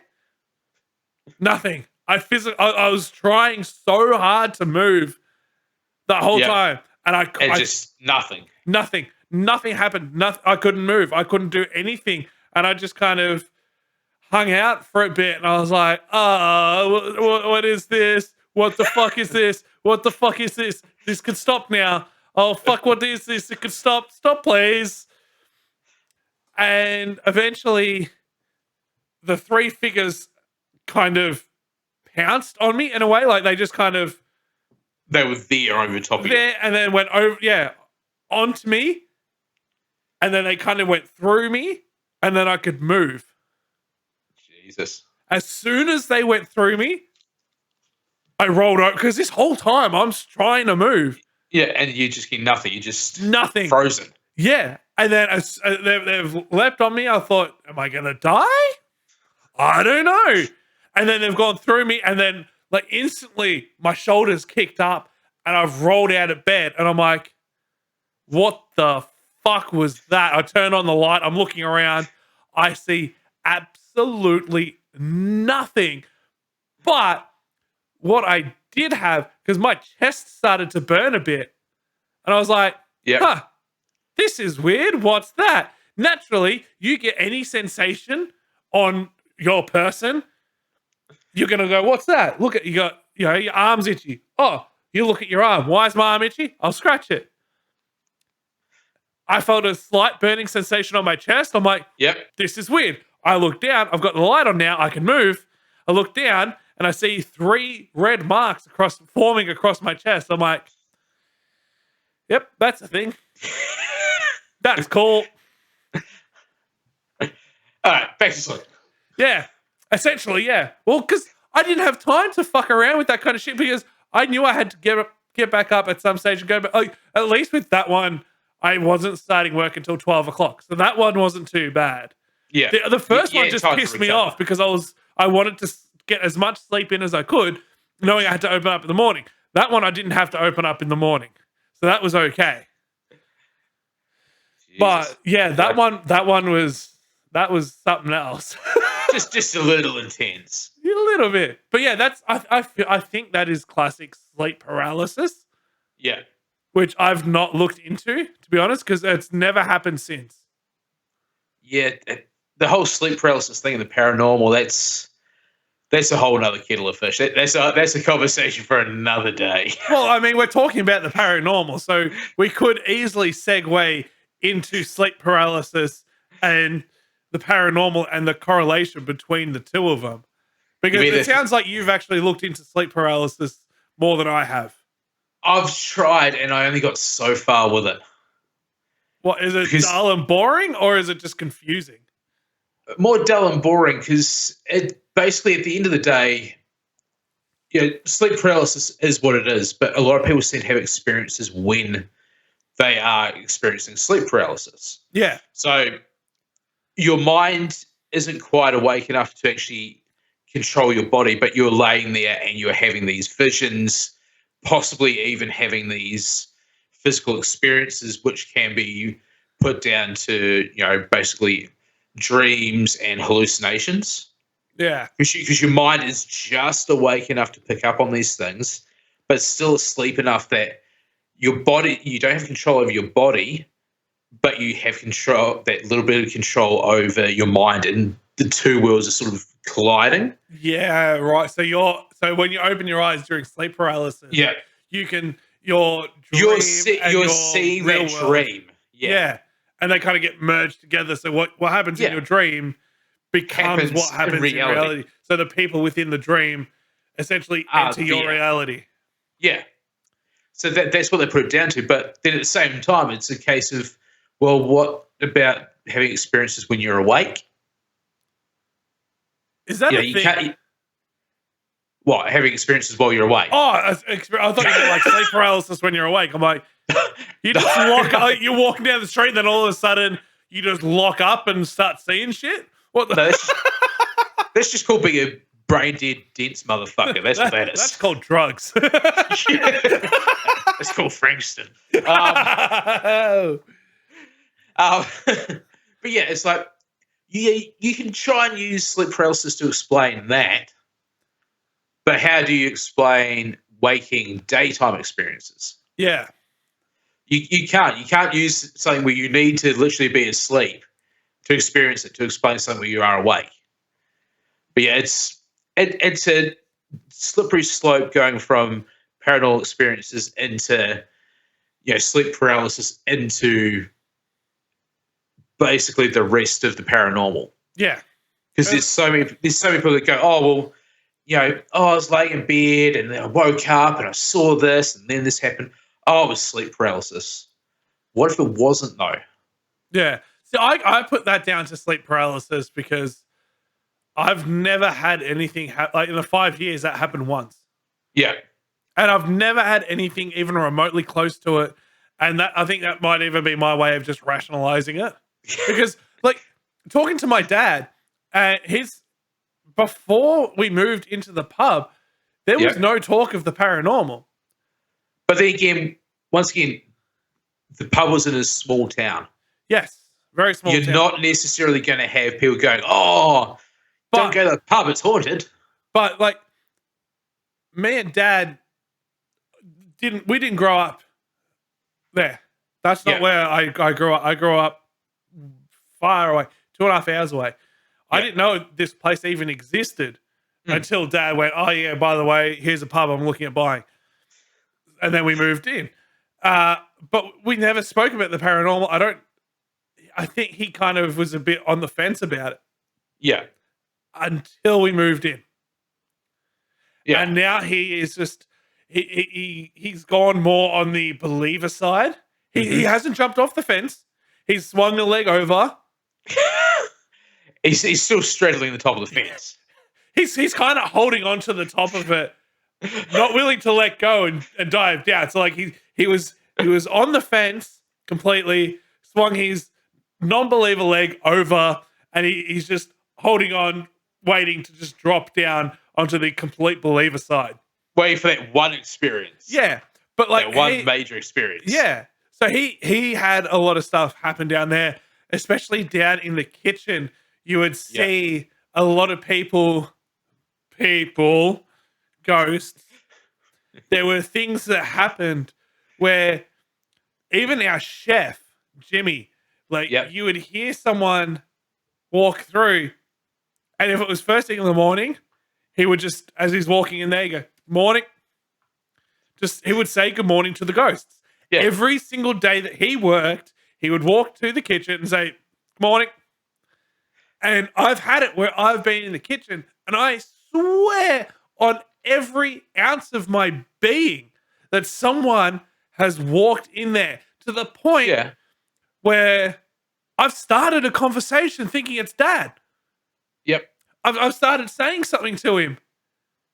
And then I can remember that night that we were there was so much movement in that place. Yeah. We were just, I remember one time, we were just, there was one point where we were just sitting there and we were listening.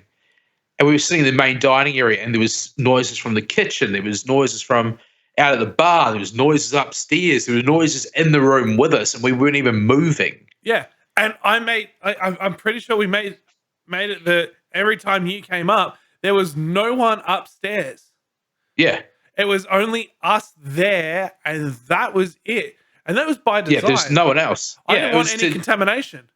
Yeah, to minimize any other noise. But we were, and you couldn't even say, noise from vehicles out on the road. What the listeners and viewers need to realize is that there is a main road that runs past it, but we're doing this in the very early hours of the morning, when you might get one car every 2 hours come through. Yeah. And there's no actual noise. Yeah, there's nothing. No one's walking around because you got a population of a few thousand people. If that. Yeah. And it's just the noises in the place. It was just, you couldn't necessarily pick up on where they're coming from. You could put it down to, the noises from the kitchen. It's, this machine or that machine. Tommy knows what they all sound like. Mm. He knows what the compressor on the main chiller sounds like. He knows what, the exhaust fan showing off sounds like, or coming on sounds like. Well, there were quite a few times that you guys would be sitting there and be like, what was that? And I'd be like, yes, it's this. Yeah. And we'd listen later on and we go, okay, yeah, that's what it is. Yeah. But then the number of times where we'd also be sitting there and we'd hear a voice. Yeah. We've actually, I don't know if they've still got a Facebook page, Toppy, which is Jason and Kate. Oh, yeah. I'm pretty sure they still do. They're good friends of ours, and they were up there doing an event. I think this is before you came on the scene, actually. Yeah. And we were talking as a group. There was, I don't know, half a dozen of us maybe. And we're just talking, having a bit of a laugh, because you don't take it too serious. As you do on an investigation. Yeah. And we're down there, and I think Kate might have said something. And the only other girl there was her sister, who laughed, as we all did. But there was a second girl laughing, a child laughing that we had. I think I've heard that audio before. Yeah. And I was there, so I can, without a shadow of doubt in my mind, I can confirm Kate was there, her sister, who I can't remember the name of. I apologize. Kate's sister, yep. Kate and Kate's sister were the only two there. Jason and Kane were there, me, and I think that was it. Yeah. So I believe Kate was the one that said something. Her sister laughed, and then some other girl laughed as well. Which isn't going to happen when there's only 6 of you there and there's no one else around. Yeah. And it's such an interesting place just for the amount of activity. Yeah, it was weird. The screaming lady in the bathroom. The upstairs bathroom? Yep. Yeah, the girls' bathroom was weird to the Yeah, that point was where my wife now, Bon, when we were dating, I was still living up at the pub. yeah.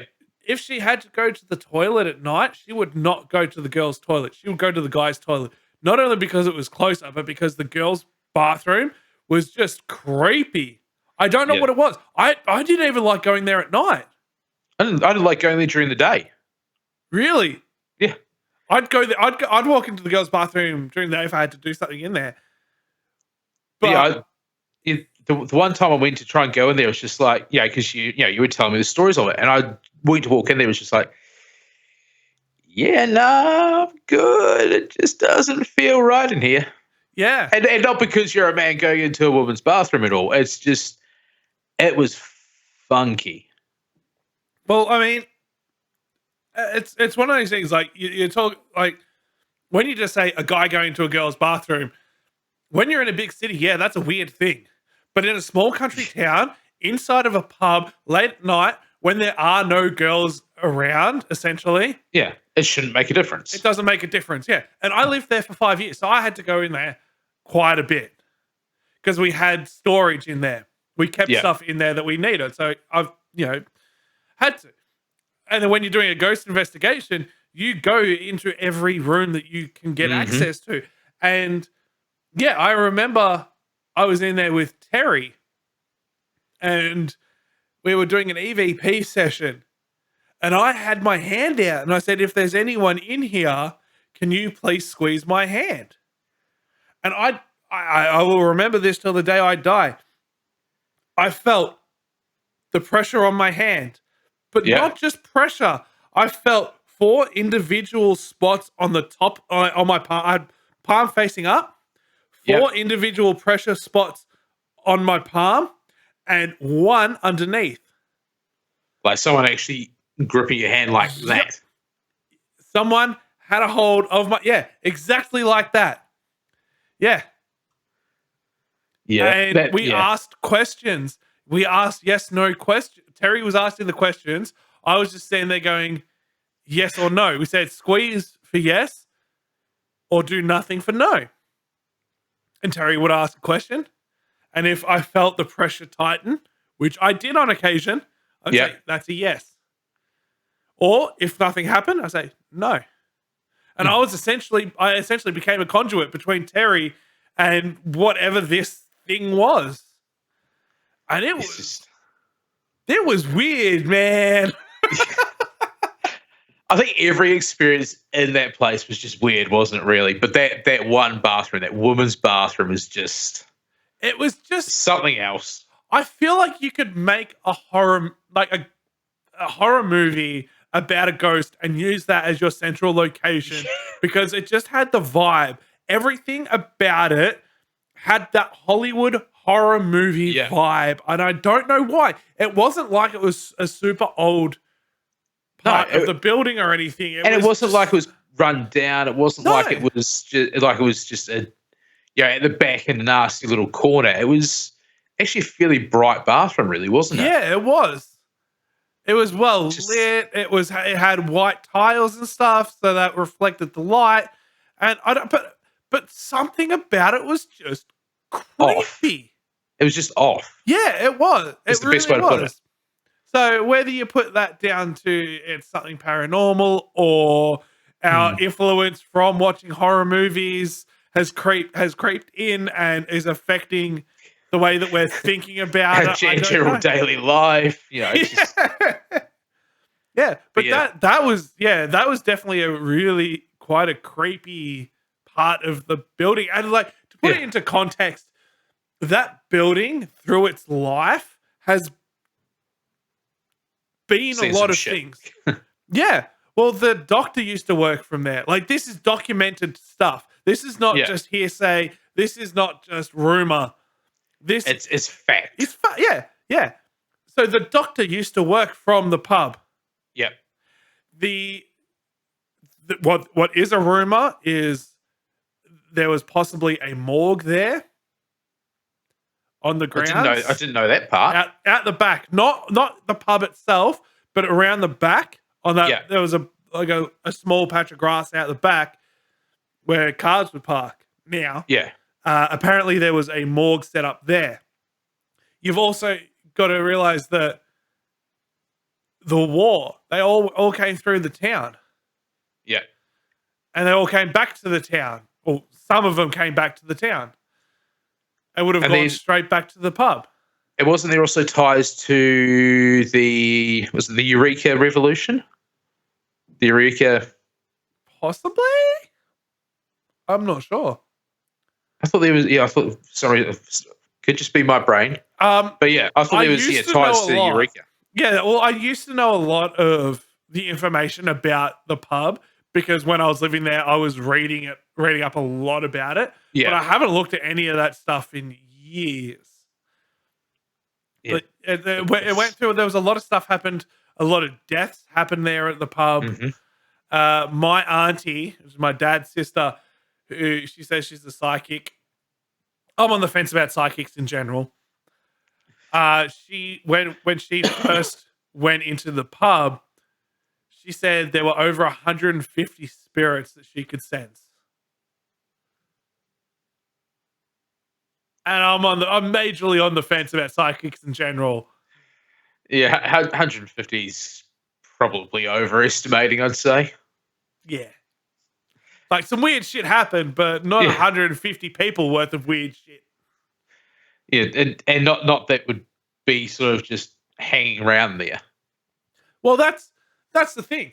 As intelligent hauntings, at least. Well, when you talk about intelligent hauntings,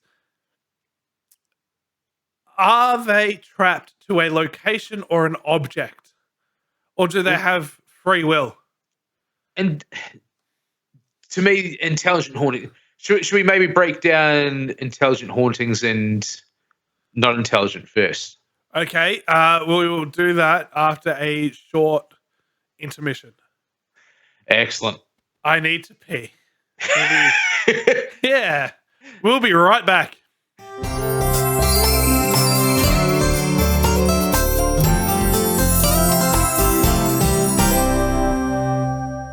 All right, and we're back. Intelligent and residual hauntings. Yeah, so we're probably better off starting there. So you got your two different major types of hauntings, intelligent and residual. Residual is kind of self-explanatory in a way. I mean, they both are. Residual being something that just happens. So good example is, let's just say, Tower of London or something. You know, a particular guard there might have gone up and down the same steps 5 times a day for the bulk of his career. Could have been, 20 years, 50 years, whatever. And he's passed on. Residual would be you see that same guard doing that same route. That's all he does. So like a record player stuck on skipping. Yeah. So like that, it just happens. Not that the current generation would know what that's like. Streaming all of their content, they don't know what skipping is like.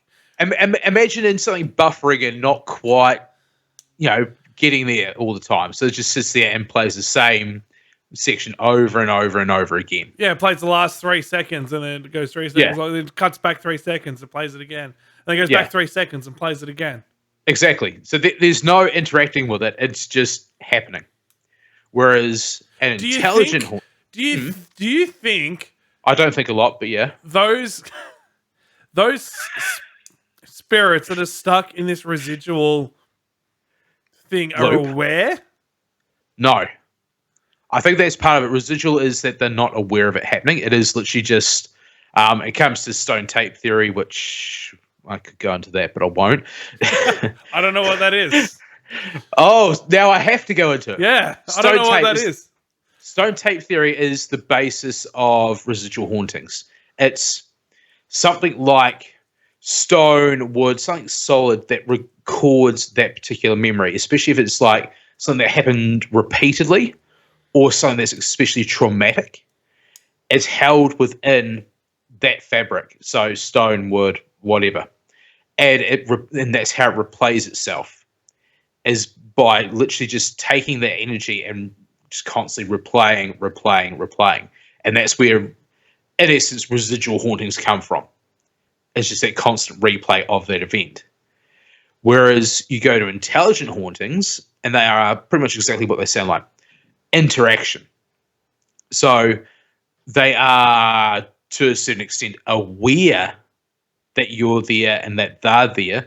They may not be aware of the situation, but they're aware that you are there. They're interacting with you. That's where, devices like spirit boxes, etc., come into play by actually capturing responses to questions. Are you a male? Are you female? What's your name? What do you know what year it is? That sort of thing. That's an intelligent haunting. It's a haunting where you get a spirit that actually gives you a response rather than just seeing them, do that same behavior over and over again. That guard going up and down the stairs, that guard is stopping and talking to you. That's intelligent haunting. So back to the residual. If you die, say you're dead. I'm dead. Yep. Okay. I'm dead inside. Yep. So I'm already halfway there. Plane comes along, lands directly on top of you. You die. Jesus, I've had a bad day that day. Yeah. Or it could be a good day because you've died very quickly without knowing that you were about to die. Well, that's the situation. I'd hope that that's the case. Yeah. So you're not sure, and all of that sort of it just happens. You become a residual ghost. Yep. You're stuck within this loop. I'm literally that event happens. I'm literally sitting here doing the same thing. Yeah, so your consciousness is gone. Is that so? It's gone. So it's gone. It's almost like a leaf falling off a tree constantly. Pretty There's much. no. So your consciousness is not there in like. There's no consciousness to that spirit. It's literally just. Let's say replay. It's just looping. So it's like having one of those old TVs that you would play one game on, or you just watch cricket on, and it would burn like the the image is burnt into it. Yeah. Okay. Yeah, it's like that. So the image is burnt into there. Like that spirit might be active. It might be moving. Yeah, but it's burnt into that time, and that's where spirits walking through walls comes into it. Exactly. So, say for instance, there used to be a door behind me here. Don't know if there was. Let's just say there was. Yeah. And that the person who lived in the house at that time would go. Part of their routine was they get up in the morning, come through that door, go to the outhouse, whatever, and then walk back through. That was the same thing they did every morning. Then you might see that spirit come through that wall behind me. Yeah. On the way to perform that routine. Yeah. And that's where the whole walking through walls things come in, or spirits seen with no legs because the ground level was lower at the time, that sort of thing. Right. You see now? Yeah. And that's why ghosts are floating, because the floor level could be higher, it could have been lower. Higher. There could have been no floor there at the time, that sort of thing. Right, okay. That makes more sense. I've never really looked into residual hauntings. Yeah. Because I've never come across anything like that. I've only ever come across intelligent hauntings. So I've only ever looked into that. But yeah, or you haven't known that there's residual haunting is the other thing. True. Yeah, true. Because without actually trying to interact, you don't necessarily know that you are dealing with a residual haunting. That's true. So that laugh that we captured could have just been a really, really exceptionally well-timed coincidence. Exactly. And, that sort of thing where the residual hauntings can come down to time of day, time of year, time of month, moon phase, all sorts. Yeah. And it could have just been that you happened to pick up at that exact moment. And for all you could have actually heard that laugh 3 or 4 times in that evening. Yeah. But it was just that you were recording in that place at that time. Yeah, okay. Gee whiz. The paranormal is a deep, often confusing topic. It is. So you're a massive believer in the paranormal. Oh, I am. I've got a full investigative kit just sitting under my bed waiting to go. Yeah. What do you believe happens?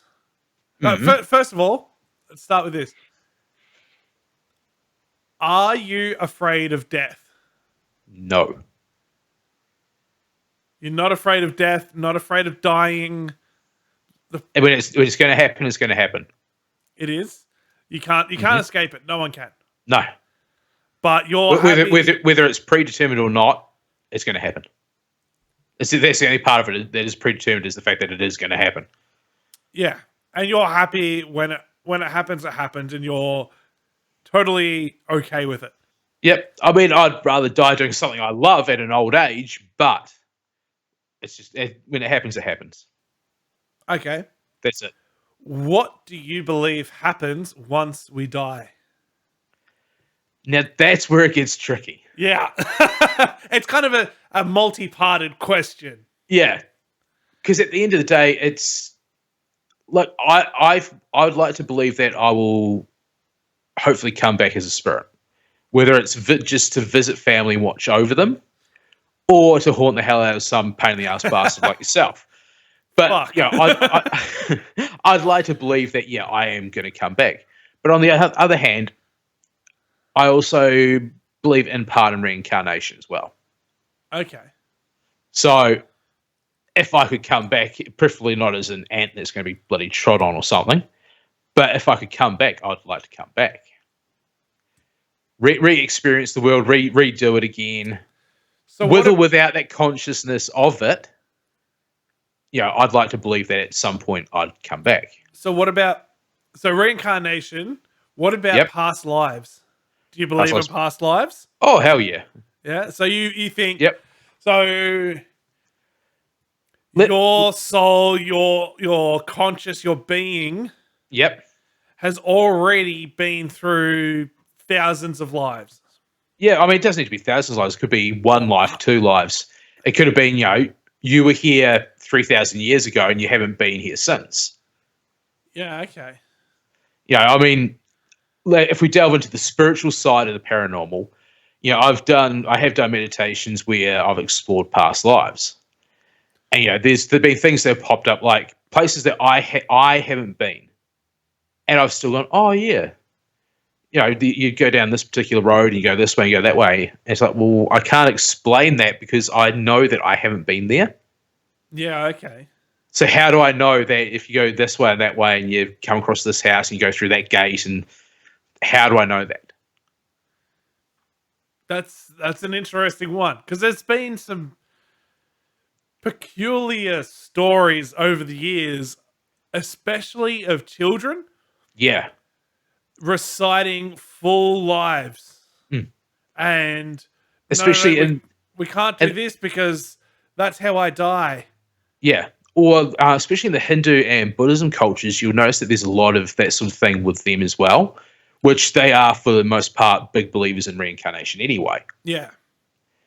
But yeah, it's the fact that, someone can go, oh, okay, well, this particular thing happened and it happened in this way. Or, that particular item was given to them by such and such. But this is, like you said, kids in particular, a 6-year-old saying that particular item was given to them by such and such. But that's something that only someone older or someone who's noted this down would actually be able to tell you. Yeah. Why do you think that it's kids that can recall this stuff most of the time? I think, in a way, it's the innocence of it all.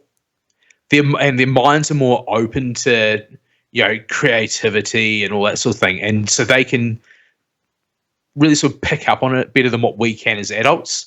As adults, we tend to sort of see the world more in black and white. Yeah.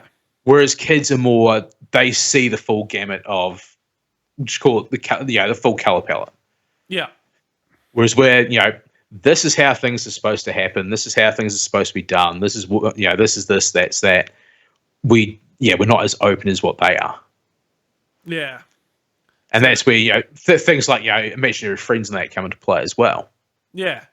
Yeah, that's definitely something that... There's definitely a psychological side to it. Yeah. Imaginary friends is...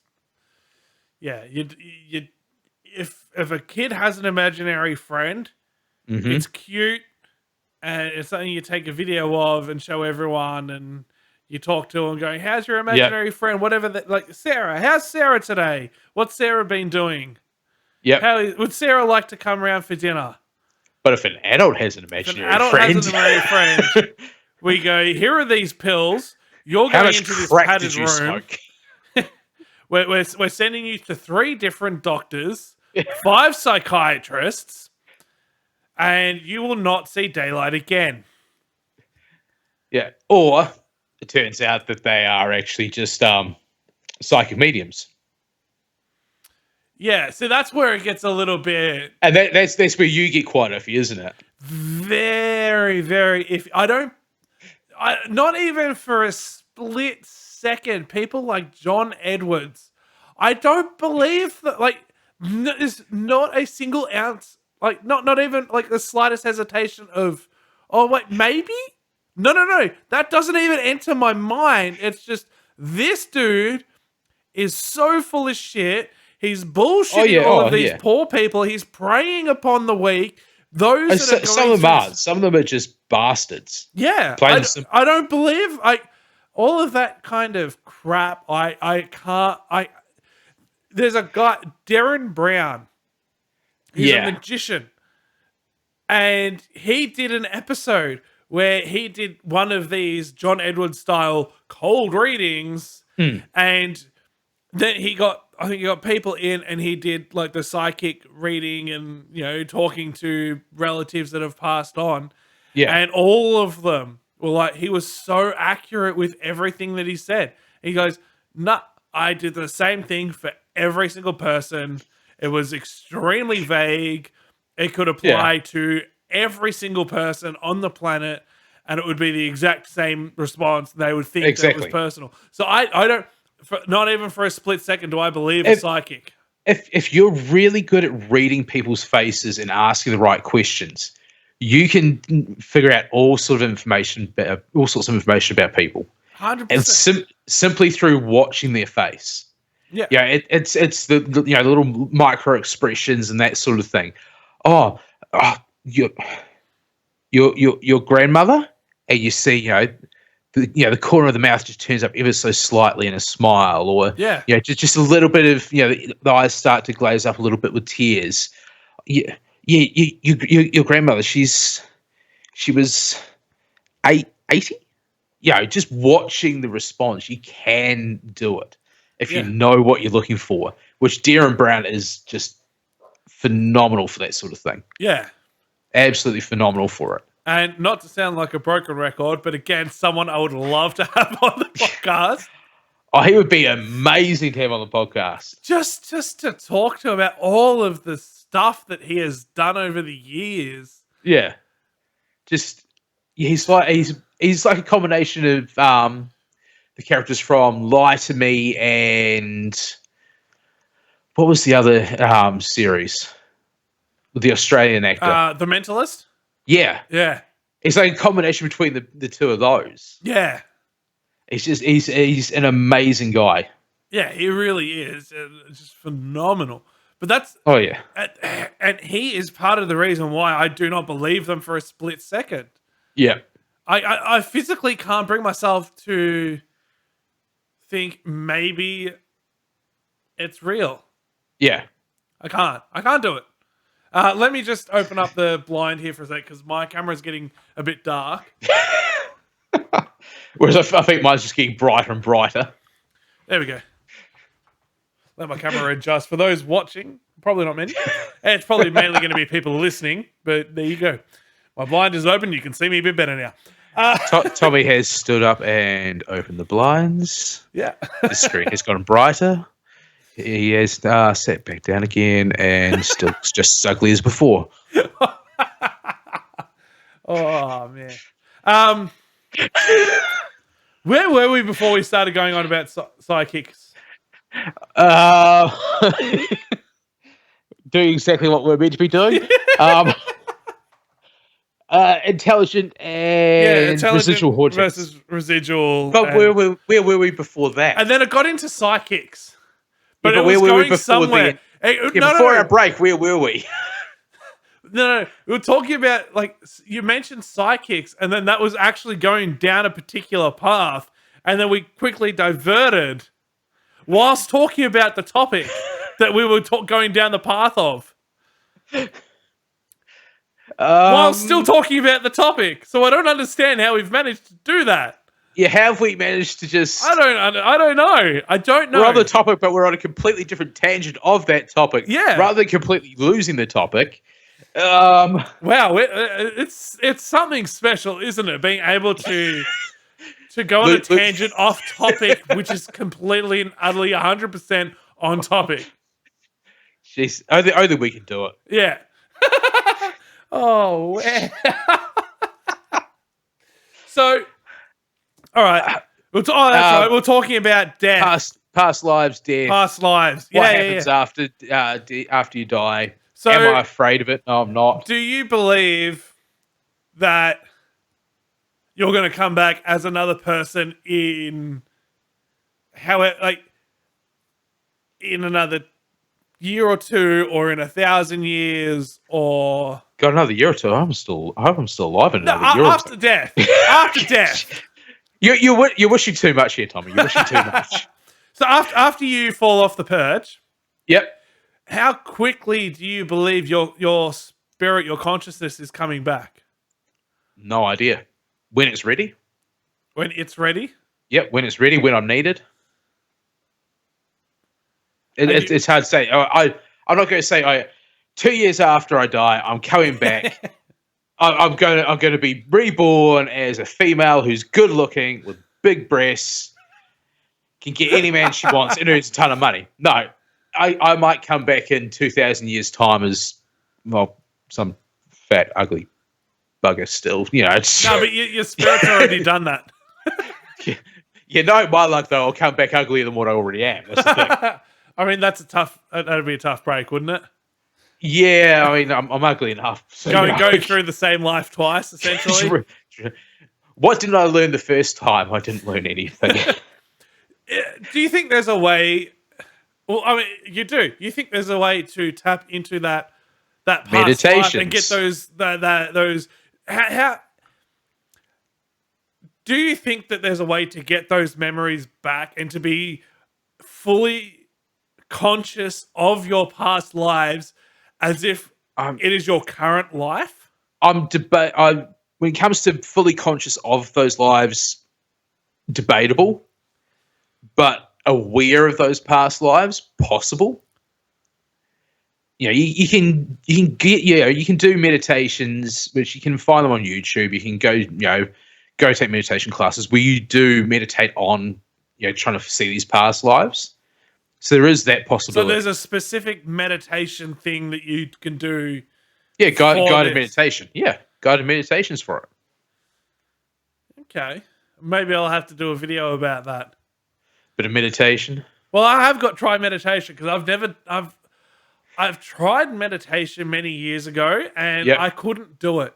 My mind it goes too fast. I think of too many random things, and I know the idea behind meditation. It's not easy to start off with. It's definitely not easy. Like even now, I haven't done proper meditations in probably 3 or 4 years. So even now, I find it hard to get back into it because my brain's going a million miles an hour. It always is. That's the reason why you'll hear me constantly, even just then, constantly stumbling over myself. So it is hard for me to shut my brain down. Yeah. But once you can sort of even just quieten it down enough to follow a particular path, then it does make meditation easy. It doesn't have to be 100% quiet. I think that's where people get meditation wrong. I personally don't feel like it needs to be 100% quiet. Just quiet enough that you can go, okay, well, here's the path. I'm going to follow it. Rather than just, okay, complete silence. Because I feel at that point, you've just closed everything off, even your ability to follow a meditation. And that's where you're just going to fall asleep anyway. Yeah, that's the other thing that I think of is if my mind does start to calm down a bit, I'm just going to fall asleep.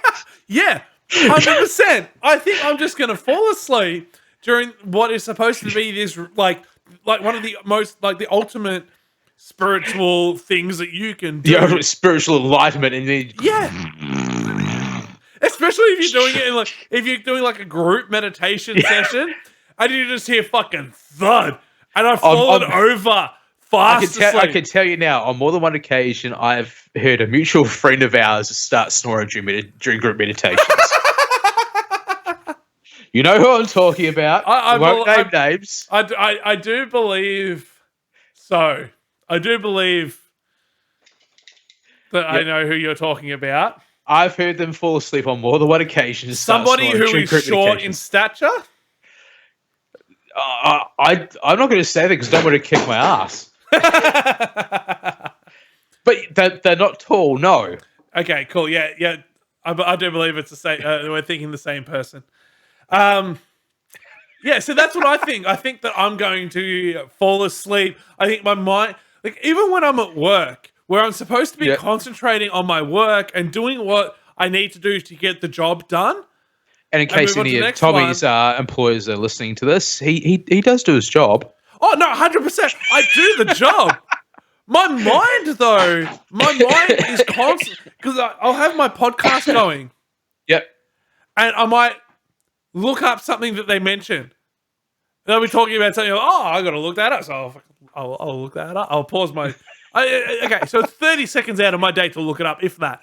I'll look it up. Okay, cool. Put it away. And then I'm thinking about other things. And then my mind just starts going while I'm listening to a podcast, while I'm working. My mind's going now. Yeah. Even we've had this discussion. Tommy knows that I have the ability to be, because I love Lego. Refound my Lego during the lockdown. My love of Lego during Lego is good, but it's so damn expensive. Don't tell my ex that. I can sit there and assemble a complicated Lego set while watching a TV show, keeping track of that, and having a conversation. Whether that's signs of ADHD or what, I don't know. But Tommy knows that my brain's constantly going a million miles an hour. Yet somehow I can just get it under control enough during meditation to, as I said, literally just follow that one path. Yeah. The rest of it's just noise on the sides of it. Yeah. So I think I'm going to have to sit down and try meditation. But my only problem is I have 3 children and a wife. Send them away for the afternoon. Every afternoon to try and meditate? Yeah. Why not? I wish it was that easy.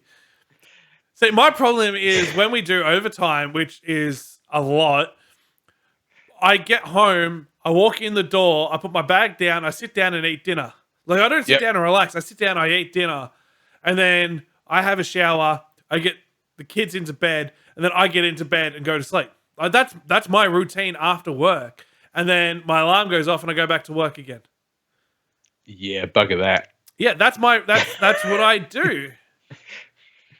Yeah, at least for me, being a single fella, I've really got to worry about myself and my dog. That's about it. Yeah. So my routine is I come home from work, I just do whatever I want and go to bed whenever I feel like it. You ignore the dozen or so messages that I've sent you throughout the day of different ideas that I've had while I'm working. This man is like a needy lover. He'll send me 12 messages throughout the day and be like, oh, by the way, I've just finished work, love. Let me have a sit down first. Nah, you're not allowed any of that. I just need to just get it out there and off my chest. Once I send that message, like, I'll be thinking about it. The thing is, whatever the idea is that I've sent you, I've been thinking about that idea for like the last 20 minutes, and I've been improving it and working on this one idea for 20 fucking minutes before I message you. And honey, I appreciate it, but just let me sit down for a minute. And then I send that message. Thank you. See, the thing is, as soon as I send that message off, I'm good. It leaves my mind. It's like I take it from my mind, I send it through to you, it's written down in messages, and then I can move on and I have another thought and work on that. Funnily enough, none of these messages go through the Discord where we actually have all this stuff planned. It's all through message. Yeah, because you use Messenger. I gave you your own channel on Discord and you have neglected it completely. I haven't neglected it. I just haven't had anything to put in there. It's you go to Bunnings because we're in Australia. You buy a plant with all these good intentions, and you got to watch this plant grow and blossom into a giant tree, and you plant it. And you just don't give a fuck about it after that. You're like, yeah, whatever. Yeah, you get your fucking veggie patch. You set up this beautiful veggie patch. You plant all of the seeds and you water it. And it looks nice and pretty and pristine. And then you just don't water it anymore. Tommy, do you need a hug?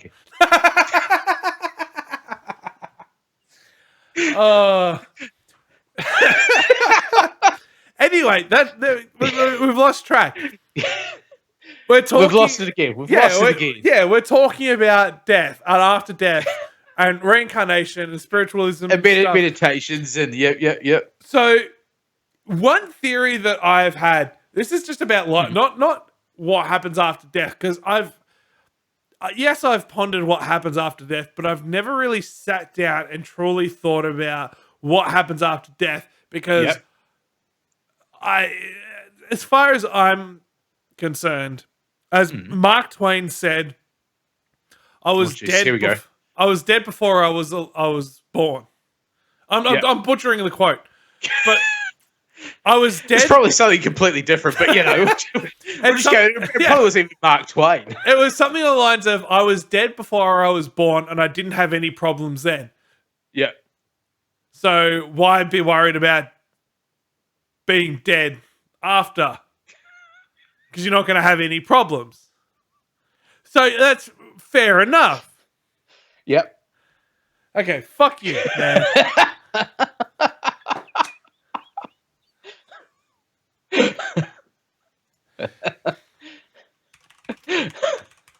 Yes, you can hear me typing now because I'm looking up this quote.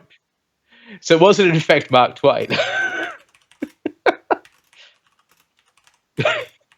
I don't know. I'm still searching. Yes, it was Mark Twain. It was Mark Twain. So, all right. I do not fear death. I had been dead for billions and billions of years before I was born and had not suffered the slightest inconvenience from it. Well, you were close. I was. You butchered the hell out of it. You minced it completely, but I had the general gist. You were close. The general gist was there. Maybe we should call that. We'll rename the podcast the General Gist. General Gist. Yeah.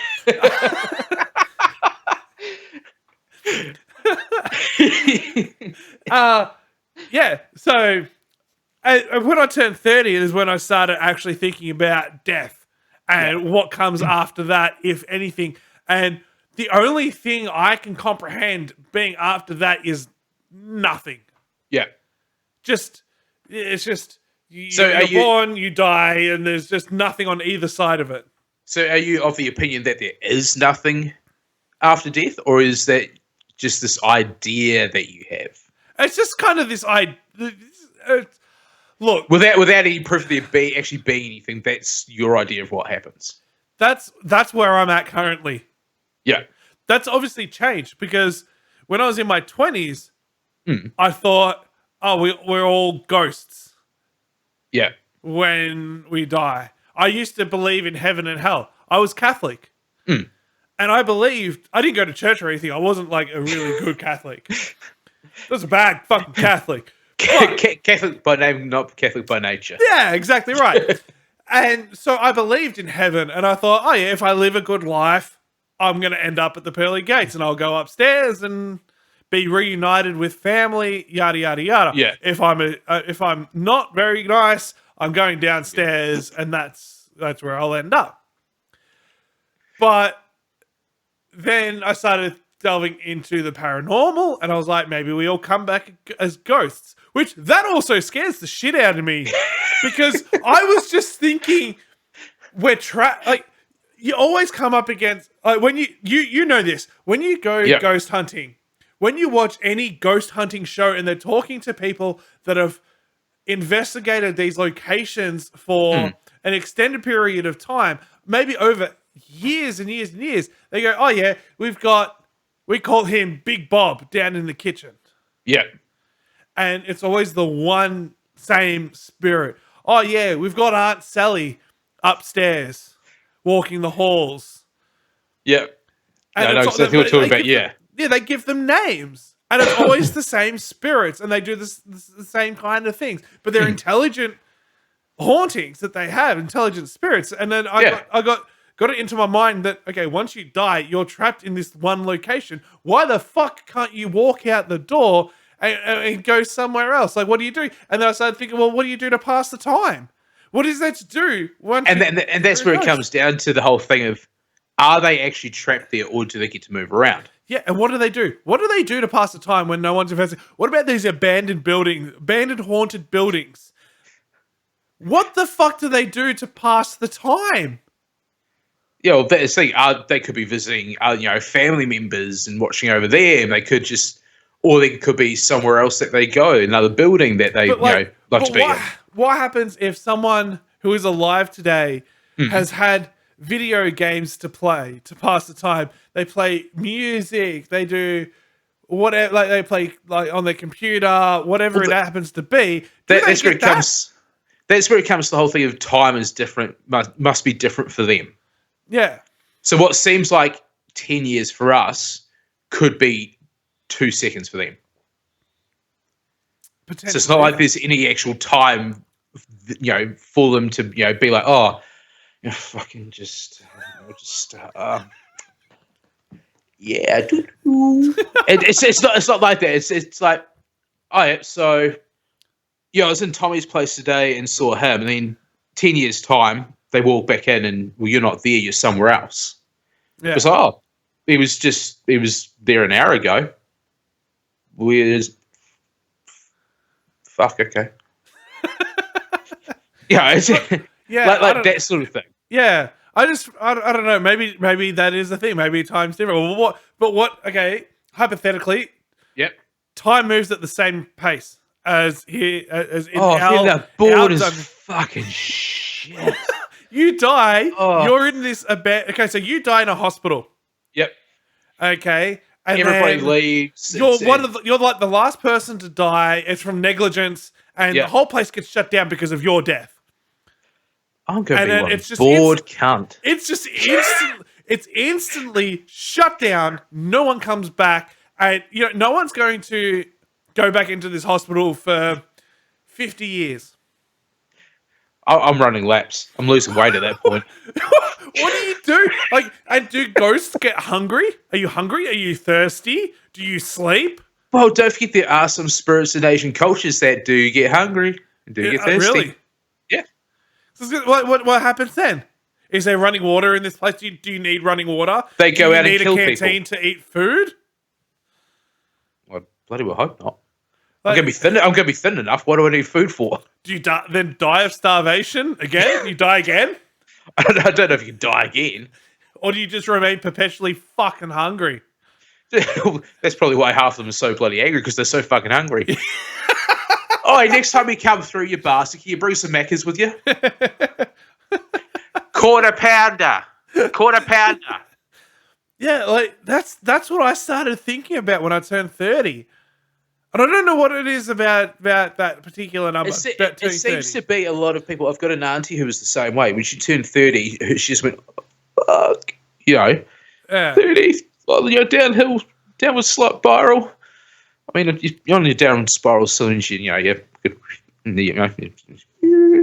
sort of stuff, That's a really good description for anyone listening. I was making the ring and six finger thing, Actually, let's be honest. Anyone watching, you're running at like a frame a second, so even they're not going to know what you're doing. Well, I think they get the point now. From the time you were conceived, you're on a downhill spiral. That's what I'm getting at. Yeah, I believe that from the time that you're born, you're dying. Yeah, from the time that you're shot out, you're dying. Or cut out. No, I mean from your father. You shot out from your father. Oh, yep.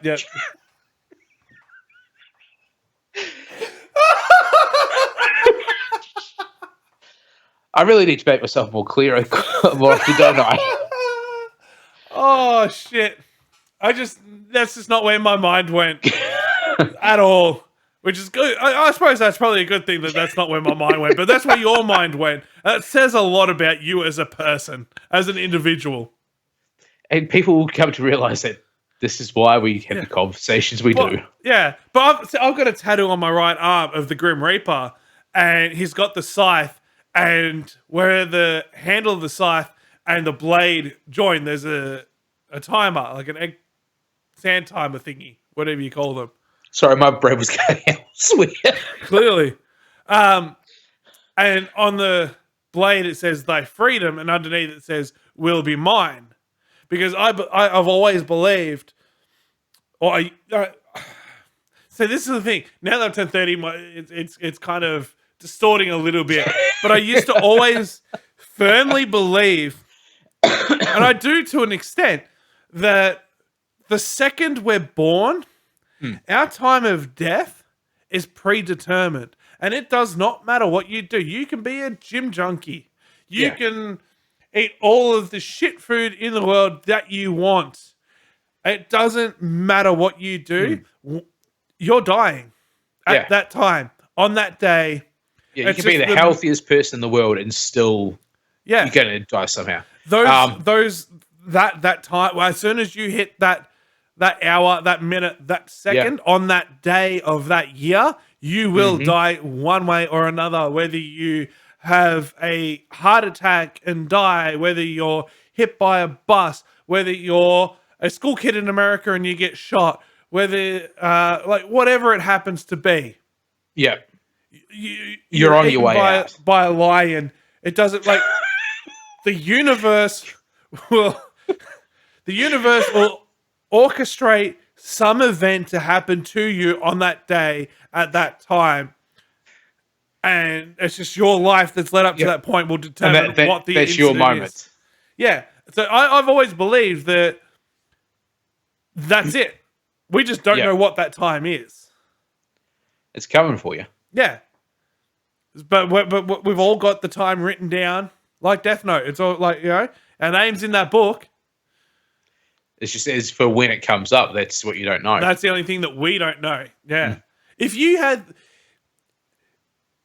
you could find out exactly when you were going to die, would you find out? No. You wouldn't want to know? No. Keep it a surprise. You might as well. Hey! Tommy just burst through the door. Fucking surprise, motherfucker. I don't think I would want to know. Because you'd obsess about it. Yeah, it would change your complete way of thinking. Even if it was literally a case of, you'll die at the age of 97 in your bed with your family around you peacefully. You're still going, well, fuck, 97. Yeah, got all that fucking time. Got that time to wait. Jesus. Right? Or if it was, you're going to die at 47. Fuck, 10 years. Jeez, I haven't done anything with my life. I've got no kids. I haven't done anything major. Fuck, What would you? Yeah, what would you? You'd obsess about it. You'd be counting down every single day, crossing them off. And it's the same thing with the question of if you knew how you were going to die, would you want to know? I wouldn't want to know how I'm going to die either, because then you're going to be upset. You're going to end up being a shut-in in your own home, especially if it's like, you're going to be hit by a car, or you're going to, fall down the stairs and break your neck. Well, you're going to end up staying in your home doing absolutely nothing. And then, even if it was, you're going to die at 97 from falling down the stairs and breaking your neck. Well, you're not going to really live your life just in case you're having to fall down the stairs and break your neck at 57. Yeah. It's that's my way of seeing it, at least. So you wouldn't want to know either of those two options. When don't want to or know. how, you do not want to know at all. No. It could be right now in this chair from a heart attack. I wouldn't want to know. Yeah, that's fair. That's fair. But then you still believe that you're coming back afterwards. Oh, yeah. I'm fucking dumb enough to. So our consciousness I make poor life decisions, so I'm bound to make poor afterlife decisions as well. Yeah, that's fair. That's fair. So you believe, so your consciousness will live on, and it's not just nothingness after we go. It's not just nothingness after we go. When it just stepping back to the paranormal topic, obviously I'm into the paranormal. I have a lot of the gear for it. My grandfather passed away just over a year ago. The biggest loss I've had in my life. The biggest loss I've had in my life. He was a major influence on who I am as a person. And so I've been doing spirit box sessions, which I'm sure at some point we can, get the spirit box out for one of the videos on the YouTube channel. Yeah, 24 hours in a haunted location. We'll probably get a spirit box out. Most definitely. I've been doing spirit box sessions to try and communicate with him, and on a number of occasions I've had, and you can go, oh yeah, it's just all in your mind, but there's a certain name he would use every time he saw me, and he always had the same greeting. And the number of spirit box sessions I've had where I have heard his voice greet me the same way. So it's like, and it's been the same every time. Like I said, the name he'd use isn't a common name, and I'm not going to use it because I want to see if we can get him to come through when we do 24 hours in the haunted location. But I've had him come through. I know it's him because it would be the same greeting every time. And so that's why I think there must be something afterwards. And whether we're hanging around doing nothing, whether the time's drawn out, whether time's nothing at all, I reckon there is something afterwards. May not be for everyone, but for me, I've got that little bit of proof. Have you tried asking what is beyond? No. If the situation arose where you're doing a spirit box session, if I was getting you ask? Perfect session where every question was being answered, he was answering everything I was asking, and all the answers were relevant. Yes, because I think that in some ways that's part of what being a paranormal investigator, ghost hunter, whatever you want to call me, is about, is finding out what is after, or if there is in fact an actual after. Yeah. If that makes sense. Yeah, definitely. I think that's one of life's ultimate questions, isn't it? Where do we go after this? Yeah, there's two questions, I believe, two ultimate questions that we're always searching for. What is the meaning of life, and what happens after we die? Meaning of life's 42, isn't it? It is indeed, yes. There we go. We answered already. Look, hey, you turn up to an LMA podcast. We're answering the tough questions here. What's the meaning of life? What do you believe the meaning of life is? What is the meaning of life to you? To be born, to live, and to die. That's it? That's it. That's what life means. That's what life means. I know it's probably not the greatest outlook on things, but probably not. It's also what you make of that living side of things. Yeah. What you make of being here. I think that's what I mean by you to live and then to die, is what you make of that time in between. Yeah. And then because from there the meaning of life can change depending on how you have lived your life. Yeah. What about yourself? What do you think it is? See, that's a tough one. That's kind of another reason why I want to do this podcast, because I want to ask all of our guests. What say we put a pin in that question? Look, we'll put a pin in that question until you feel that you can answer it. I'll answer it now on my current trajectory on where I am in life as of this moment of recording. It's currently 5:00 Melbourne time on the 30th of April 2022. So I'll answer it as where I am right now, and then say in 6 months' time, we'll be doing another podcast. You can ask me again in 12 months, in 5 years' time, if we're still doing this. It's going to change. I feel like what I deem the meaning of life to be will possibly change. All right, you're avoiding the question. Come on. No, I'm not avoiding it. I'm just putting this out there that let's revisit this. Let's not just keep this as a one-off. This is our first episode. What's the meaning of life? Cool. We move on. We never revisit it. Let's get back to it. There we go. We've got the title for this episode. What's the meaning of life? Oh, shit. For me, the meaning of life. I did hear this, and I really resonate with it. I really like it. Lex Friedman did a podcast with his dad, and he asked his dad the same question, and he said, essentially, the meaning of life is day by day. Is you live each day as it is. You don't live for any other day. You just live for that day. So seizing the moment, basically. Yeah. And I like that. I like that. Where I am right now, that's I like it. Yeah, It works. taking each day as it comes, not looking too far into the future, but just trying to live with how it is. Yeah, because I'm definitely a big picture person. Yeah. And that's, again, another thing with this entire project of LMA. I've spoken to you about it, and I've spoken to Vince about it, who will be joining us in the future on future podcast episodes.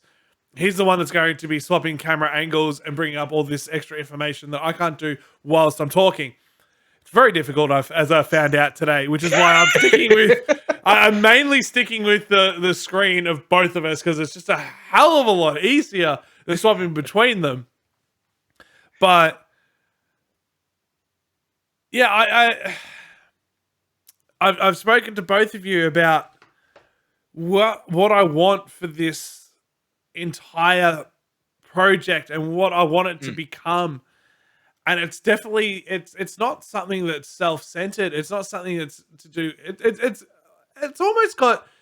It's a learning tool. It's a teaching tool. Yeah, it's learning. Like, the podcast is about learning as much as I can and growing as a person, because ultimately I don't really like who I am as a person. I feel like the last 30 years, I've done a lot of stuff. I've lived life, and I've learned by doing, and my experiences from the pub, like, I wouldn't have gotten those life lessons anywhere other than working in a pub. Yeah. And I've got 3 awesome kids. Well, awesome for the most part. Hey, look, man, anyone who has kids understands what I just said. Anyone that's got kids understands what I just said. They get it. They get it. No, I may not have kids, but I understand exactly what you're saying. And my wife and everything like that. But as a person, I feel like I've stopped. I'm not reading. Amen. Anymore. I hear you. Yeah, like, and a lot of people do that. They go out, they're at school and they're learning, but school is fundamentally flawed as a system. It's got so much wrong with it, and it's all about how good are you compared to this person here and compared to the. You can't compare to other people, and that's learning should be enjoyable. And I've only just just recently rediscovered that I like learning. That's why I listen to Joe Rogan, just because of not necessarily because of him, but because of the guests that he has. And he is an amazing host, an amazing interviewer. He asks the right questions. He probes, and he's like me. He just wants to learn from these people. And I've recently rediscovered my passion for learning. I really enjoy learning. At school, I absolutely hated it. I sat up the back of the classroom doing absolutely nothing. Drawing the old desk S onto the desk and all that sort of thing. Yeah, like, we knocked over a whole bunch of chairs at the back, and we just fucking legged it out in the middle of class. And I was over on the end, and I had to try and leap over all of the chairs, and naturally didn't fucking make it. And I just fell through all of the chairs, got up, jumped over the last few, and we just left. Because school was a joke. It really was a joke. And I feel like learning, and school needs to change. School needs to be fun. Kids need to have that. They wake up in the morning and like, yes, I have to go to school today. This is brilliant. And they need to be able to go to school and want to learn and go, all right, cool, I want to learn more. How can I learn more than this? I didn't learn enough today. give me more. Yeah. And that's what I want now. Because I have, for the last 10 years, at least for 10 years, I have stopped learning. I have stopped growing as a person. And you can keep learning until you're fucking 110 years old. Mm. It doesn't matter how old you are. You can keep learning. And that's what I want to do. Yeah. That's the podcast specifically is so then I can learn. I want to interview people that I find interesting and fascinating, and I want to learn about what they've got going on, what they do, and take that in and learn and grow from that. And then the YouTube channel, that's something completely and utterly different. That's to grow, not to learn, but to grow as a person. So get out of the almost to take the lessons that you've learned here doing the podcast, and then using those lessons to grow yourself in the YouTube channel. Yeah, that's it. And to do stuff that I normally wouldn't do, that I go, nah, that's embarrassing. I don't want to do it. Nah, that's too awkward. No, I want to do that now. That's what I want to do. I want to be embarrassed, do embarrassing things and awkward things. And then later on down the track, they're not embarrassing anymore. They're just normal. And I want to grow as a person, be the best person I can be a better husband, be a better father to my kids, be a better son to my parents, be a better brother to my sisters. Like, just be a better friend to everyone. Just that's essentially, that is the entire philosophy. Yeah. Of starting. That's just the start as well. That's the tip of the iceberg. Anyone that knows anything about icebergs, the tip of the iceberg, the bit that's out of the water, that's what I've just discussed. That's it. And then everything else that is underneath the water, the rest of the iceberg, they are big, massive plans I've already worked out. There is a plan, folks. Trust me. I've seen parts of the plan. There is a plan. Yeah, it's a big plan too. This is quite literally what you're listening to now is quite literally just the beginning. Yeah, there is a lot to come. You're also going to be able to see me make an ass of myself, which you'll all enjoy. Oh, everyone that comes onto the YouTube only the YouTube. The YouTube channel will be making an ass of themselves. Any of our group. That's the point of it. But yeah, so I think the meaning of life for me at the moment is just to live day by day, to try and take each day as it comes, to be better than I was yesterday. I forget where I heard that saying, be better than you were yesterday. And I love that. Absolutely love that quote. Be better than you were yesterday. And now and all it takes is even just learning one new fact. Yeah. Doing one nice thing. One little bit of information, like, we've gone through today, and between skinwalkers and Tunguska and that, I think we've, both Tommy and I and anyone listening has probably learned at least one thing. Yeah. Even if you don't necessarily remember it tomorrow, 12 months down the track, you might go, oh yeah, and that's right. I was listening to the LMA podcast, and they were talking about Tunguska and how it was a 12 megaton blast. Yeah. You've still learnt it.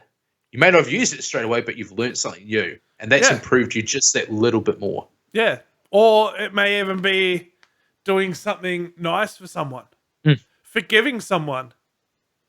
That's a big thing, is forgiveness. Everyone can talk about, forgive people. It's harder than you think. Yeah, actually forgiving people is quite a difficult thing to do, and not many people can do it. Genuinely do it. They can say that, I've forgiven them. I've forgotten all about it. But when it comes down to it, they are still holding on to that burden. And the end of the day, the person that they have not forgiven, they don't give a shit, and they're going about their daily lives. You're the one that has to carry that burden, and you're the one that is going to suffer at the end of the day for that. So that's another thing that I've got to work on, is forgiveness. I'm right there with you. I know what you mean. Yeah. Trust me, without delving into too deep into personal life. Yeah.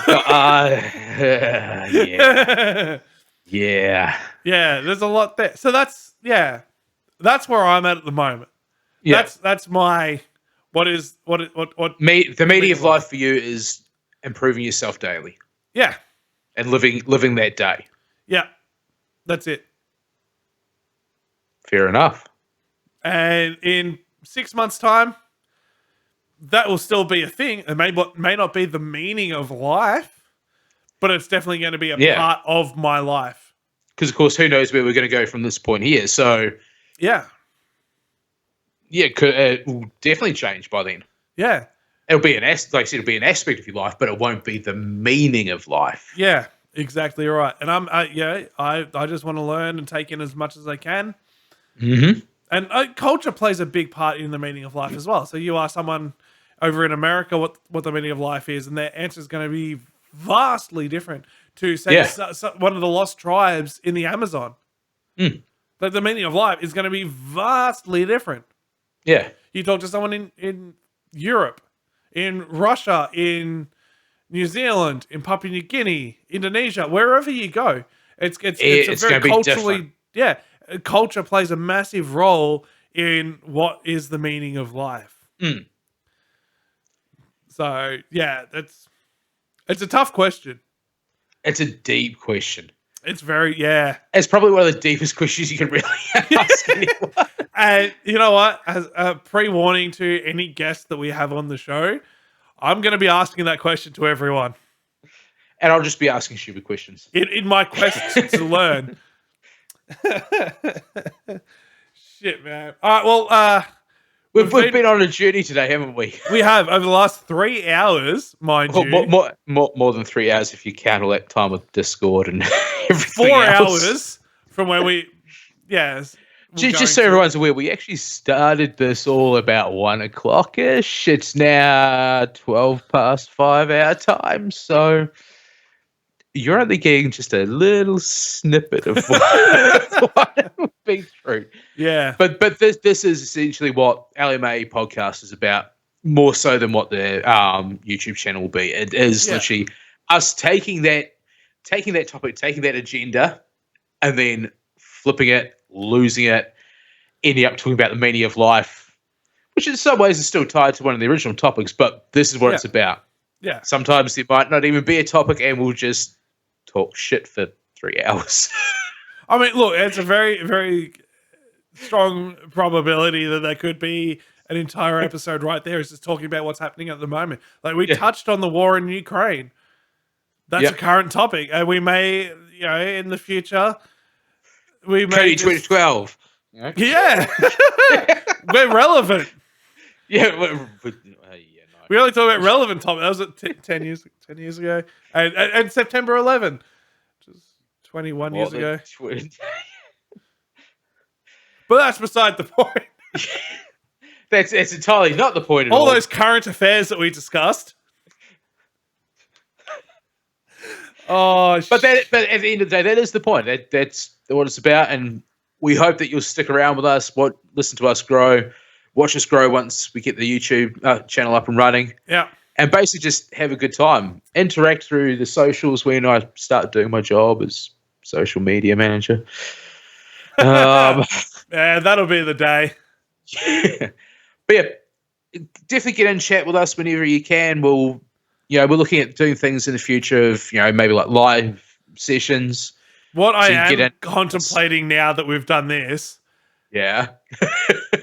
I did think about it earlier this morning, and then I forgot, and we started recording, and I just forgot. Is live streaming our discussions? Yep. Live streaming the podcast. So you as the listener, you as the viewer, however we're doing it, will really be able to get in there and interact with us. Yeah. If we live stream it, we get, people can then interact, and then it is what it is. At the end of the day, if we're live streaming, it is what it is. The podcast is the podcast, and there's no editing, there's no bullshit around it. It's just what you see is what you get. Like you'll notice that there's be very little editing with this because it's apart from that little break in the middle there. Because I'm sure you don't want to. Yeah, I'm sure you don't want to see us. I stopped recording, so I'll just stitch those two clips together, and that'll be it. Yeah, I'll put it together an intro and outro, and that's going to be the only editing that I do. Everything else is going to be as it is, which is why you're going to see static cameras, and that's it. And occasionally going to Wikipedia articles that I bring up. It's going to be all au naturel, as they say, as the French say. We mentioned the YouTube channel. Now, this is a separate entity under the same name.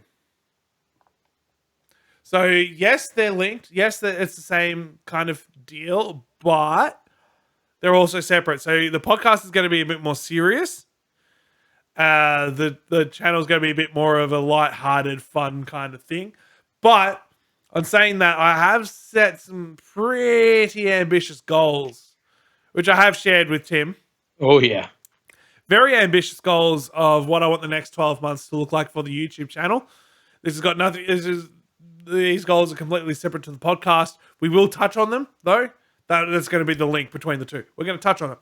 But the stretch goal, this was supposed to be episode 2 that we were recording now. I was supposed to have already recorded an episode with a good mate of mine up in Sydney, Danny Ranger. If you're listening, mate, you let the team down. Come on, Danny. But no, all jokes aside, he's a really good mate of mine. I told him as a joke that this is one of those things where a joke has just gone completely off the rails, gotten out of hand. I said the LMA way of doing things. Yeah, exactly. I told Danny, I said to him, look, you know what? I'm just going to come up to Sydney. I'm going to knock on your door and we're going to do the podcast. And then you cannot get out of it. You're stuck. We're going to do the podcast. And then I was like, fuck it. You know what? If we reach 100,000 subscribers within 12 months, I'll fucking walk there. I will walk to your house and record a podcast and then probably just drive or catch a plane home because I'm not walking all the way back. 'Cause that, ladies and gentlemen, is 1,005 kilometers. So basically what we're talking about is 100,000 subscribers, 100,000 followers, and Tommy will literally be walking most 3 of the weeks. Length of the country, the height of the country, the fair weight, because his north, a decent club. Yeah, his outside of Newcastle, which is the northern end of New South Wales, up towards Queensland.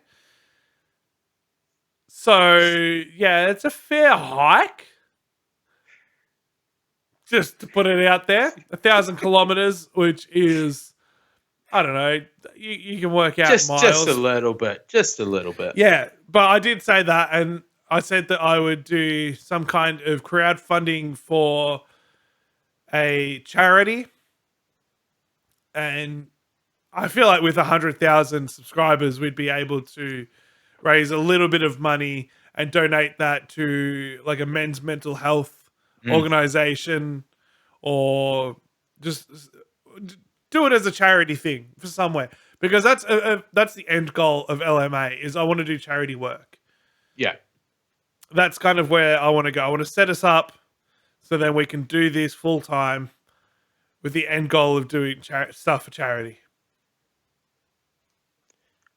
That's where we're going to go. Definitely a big thing. So yeah, make sure you follow us on all platforms so you can keep abreast of what's going on. Yep, everything will be linked in the show notes. As long as Tommy remembers to do it. No, I will, because I will. I'll remember that because I'm uploading it. So don't you worry. At least you're uploading it, because we know what would happen if I do it. Yeah, well, I mean, I'd lose everything. Look at your social media content that you've put out for LMA.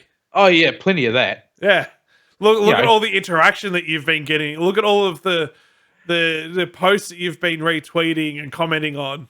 And look at my stellar camera work with my potato, $30 potato from Kmart. You know, man. I think for anyone that's listening, I genuinely believe if you just go down to the grocery store, you buy an unbrushed, not like just like a brushed Brush fucking dirty potato, not cleaned. No, none of this cleaned potato bullshit. If you just buy one that's been lightly brushed, it's a clean potato. Thank you. It's a clean potato. No. Wait, you wait your turn. I believe if you just get a regular, slightly brushed off potato covered in dirt, and you just stick a USB cord in the back of it, plug it into your computer, and cut a little hole for like where the lens should be, that would give you a much clearer image than the camera that you currently have. I'm not gonna lie, it's true.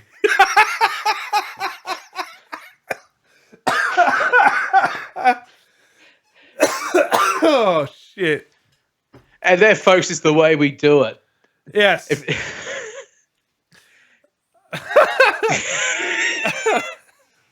All right.